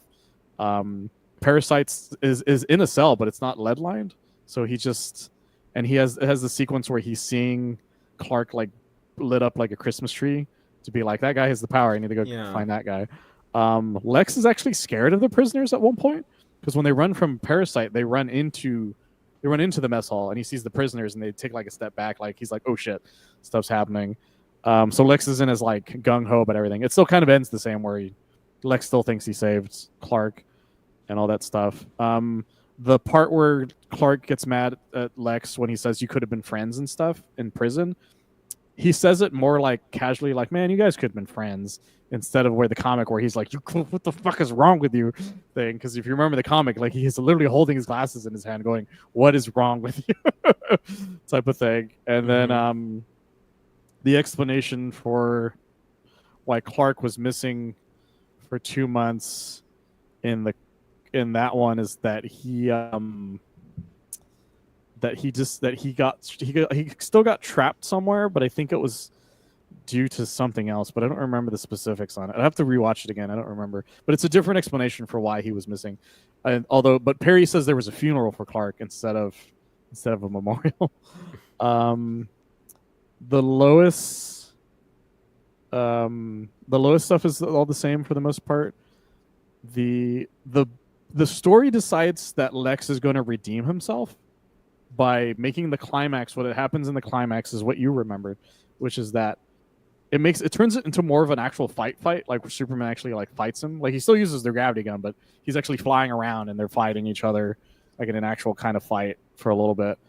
And then, but what happens is that Lex has the same epiphany, and he realizes that the serum's not going to work, or he realizes the serum's up, and Superman still takes the serum, but instead of saying the lines angrily, he's like, I could have saved the world. I knew how to do it. I could have done it. Like, and Superman knocking him out because he's trying to reach for him. Instead, he just sort of slumps down, like defeated, going like, I could have done it. I could have saved everyone. I could have saved the world. I saw how to do it. And Clark, instead of punching him, he's just standing over him going, if it mattered to you, you could have done it a long time ago. And like, it's more Lex being sorrowful. He's like, I regret my actions type of thing, instead of being an arrogant, like I can still do it type of thing. And then the ending for the Clark is the same. He flies up, saves the son or whatever. But the other ending is where Lex ends up redeeming himself. Lex is the one who writes Superman's genetic code. He's like, I figured it out. It's like, Quintum, here is everything you need to essentially make a new Superman. To make Superman 2. Yeah, but you need a healthy woman to because he's basically telling Quintum, it needs to be a child. You can't just clone Superman. Yeah, you can give Superman and Lois a IVF baby. I figured he's it like, out. yeah, you can give a Superman baby. You can get a Superman baby, and he gives him this book. It's got a Superman symbol on it. Quintum's like, oh my god, like, is this what I think it is? He's like, yeah, it's Superman's entire genetic code. I Lex Luthor figured it out, and I just want to know that I've atoned for my sins and stuff. Like, it's the movie very much is like, and Lex Luthor is like, I understand that what I did was wrong, and I'm going to do what's right before my final days. Whereas the book's like, no, fuck that guy. And so Quintum makes the line that you said, which is just like, well, they always wanted to have kids. and then the story ends, or the story ends with him, with I think Lois like doing the thing, and he's in the thing. I think I can't remember. I might be misremembering that part, but and then just sort of ends. But Lex has redeemed himself in the movie version, and it's the last thing Dwayne McDuffie ever wrote before he died as well, Mm-hmm. which does make it kind of interesting. I will say this about the movie though: it's very scattershot because of the fact it's trying to adapt a series of, because that's the thing about All Star Superman, as you mentioned, it's a series of stories. It's not just one overarching. It has an overarching Right. story, but it's in the background, so it's harder to adapt it. So they still try to do it, but because of it, the movie feels more scattershot than it's supposed to. And it's also been adapted into an audio drama that I've seen like on Spotify, but I've never clicked on it to give it a listen. I don't I've really never done listen that to either. those. I don't know. I don't even know if it does a good job of it. The other issue I have is that Superman, the guy who plays Superman, James Denton, he does an okay job. He was he was like one of the love interests in Desperate Housewives and a lot of other stuff. But he does a pretty good job. But there's some lines that he doesn't deliver very well. The guy who plays Lex Luthor, Is it Alfred Anthony. Molina? No, it's Anthony Oh, LaPaglia. He's you would recognize him pretty easily. He was in the first season of, I want to say, Criminal Minds. Let me triple check if that's true or not, because he did a specific show. Where is it? Nope, that's the other. Why can't I find his television stuff? Sorry, I'm trying to. Oh, here it is. Without a Trace. Sorry, he was in Without a Trace. He was in like the first chunk of Without a Trace. He also was the best friend to Mike Myers in So I Married an Axe Murderer. Actually, a lot of people forget about that part. and he was in But Empire Records. he's really really good. He's like really really good as Lex Luthor. Like I he remember it gets being good. arrogant Lex Luthor really well, and but he also acts. He also lends to the sympathetic Lex that the movie tries to do at the end. Like so, he does a good job the whole way through. So does the actor for Lois. The actors for the side characters are about 50-50 because I feel like they spent their budget more on the others. So Steve Lombard, for instance, is just he's Kevin Michael Richardson, who's a great actor, but for some he's not who I would have chosen. And Jimmy Olsen's kind of just there. I feel like he's not as important as he could be. I remember Dr. Quintum is the guy who played Wesley on Buffy and Angel. Oh yeah, that's right. It's where's his name? Alex Denisov. Yeah, Alex And Denisoff. then and they get people like Matthew Gray Gubler from Criminal Minds. He's Jimmy in that. Linda Cardellini is Nastasia, and she's pretty good as well for the little that she has to do. You know who I would want to voice her is what's her name? Audrey Plaza has like that really like the real flat voice. She would have done a really good job Yeah, at it. she would have been But I she will would have say been a this good about the voice. movie: if you've never read the comic, you might have an okay time with it. But if you didn't, here's the problem: is that if you didn't read the comic, you might find it too scattershot. Because that's what my girlfriend was telling me as we watched it. She's like, stuff is just happening, and it's true because, as you mentioned, it would work better as a miniseries because Mm-hmm. it would be like story one, story two, story three. The movie's like this is the whole overarching storyline, but stuff just keeps happening as it's progressing. So it feels more scattershot since it's all within like an hour. It's not even an hour and a half. It's like an hour and 10 minutes long, something like that. Hour 16. So you'll have a harder time depending on what you're expecting out of it, but you'll still have a decent time with it especially because it does a really good job at mimicking the art style. And if you watch this with Superman, the 2025 movie, you'll definitely see the similarities in a lot of it. Yeah, I'm probably gonna give it a rewatch and check it out because, like I was saying, it has been a while. But I might because I've just been thinking about All Star Superman so much, covering it here. I might actually watch it with the Bruce Timm and Grant Morrison commentary, which I remember being kind of interesting. Yeah, I Because kind of wish I had time to do that one because I do have the Blu-ray and the Blu-ray has it. So one of these days I might end up doing that. But for everyone who doesn't have all that, the movie's still on YouTube. Last I checked, so you can still watch it that way. Nice. Um, but I guess I don't have anything else on All Star Superman. I appreciate you giving the info dump on the movie because I had not gone back to give that a rewatch yet. So Yeah, I know I uh, missed a few changes here and there, but overall, the thing that makes me laugh the hardest is the fact that Dwayne McDuffie's like, no one gives a shit about Quintum. yeah, I remembered him being in the movie more. Like I remembered who voiced him and everything, but I guess just the beginning and ending. But Yeah, actually, in fact, Lois, I'm trying to remember. Clark just tells Lois that he's dying. She doesn't find out from Quintum or anything. Clark just tells her, and so it's just like, okay, cool, I guess. It's really funny. I think he tells her before he leaves, or with the Kandorians or something like that. but if that's all we got on an All Star Superman, we can go ahead and wrap up. But I just want to let people know that the next story we're going to talk about, I guess, like the final one we have in our list of inspirations for the movie that James Gunn said he was pulling influences from, is Kingdom Come by Mark Waid and Alex Ross. Which I have not read in a long time, but it was a very famous comic from like 1996, 1997, something like that. It's one of the most influential comic stories of all time. Not just because of its story, because it's of its art, Yeah, and we're there's so much art to it. we're gonna split that one up too, though. It's We're a gonna have pretty to. That big thing is story. pretty Yeah, big. yeah. So I think it's 4 issues total. So I think we can do like the first 2 issues.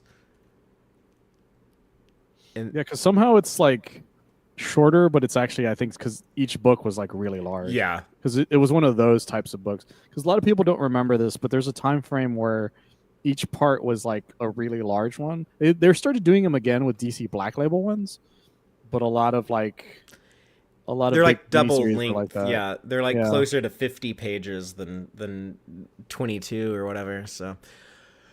But yeah, looking forward to talking about that because it's been even way longer since I've reread that. Like I graduated high school in 2005, and the last time I read Kingdom Come, I was still in high school. So it's been over 20 years for me. yeah, and Mark Waid still visits back to it. There's a Yeah, new World's Finest had a new story about it. There was Thy Kingdom Come that got made by I don't remember if he did that or if it was it was just Jeff. It was Jeff Johns, but I it think was very Alex much Ross like a had stuff about it continuation. Yeah, because and so yeah, there's a lot of stuff the Kingdom Come has consistently been used for, as well as been continued from, and the suits. Um, Kingdom Come is so popular, they made Brandon Routh Kingdom Come Superman for yep. CW. I'll have to find my. I have a Kingdom Come Superman logo T-shirt. I'll have to I bust that never out. had one. My brother had one, but I always wished I had one. One of these days, I should buy one of those. I also don't have the figure. I bought the figure for my brother for Christmas though, so because it's a great figure. Yeah, it's a cool design. But looking forward to Kingdom Come, and until next time, as always, keep it super.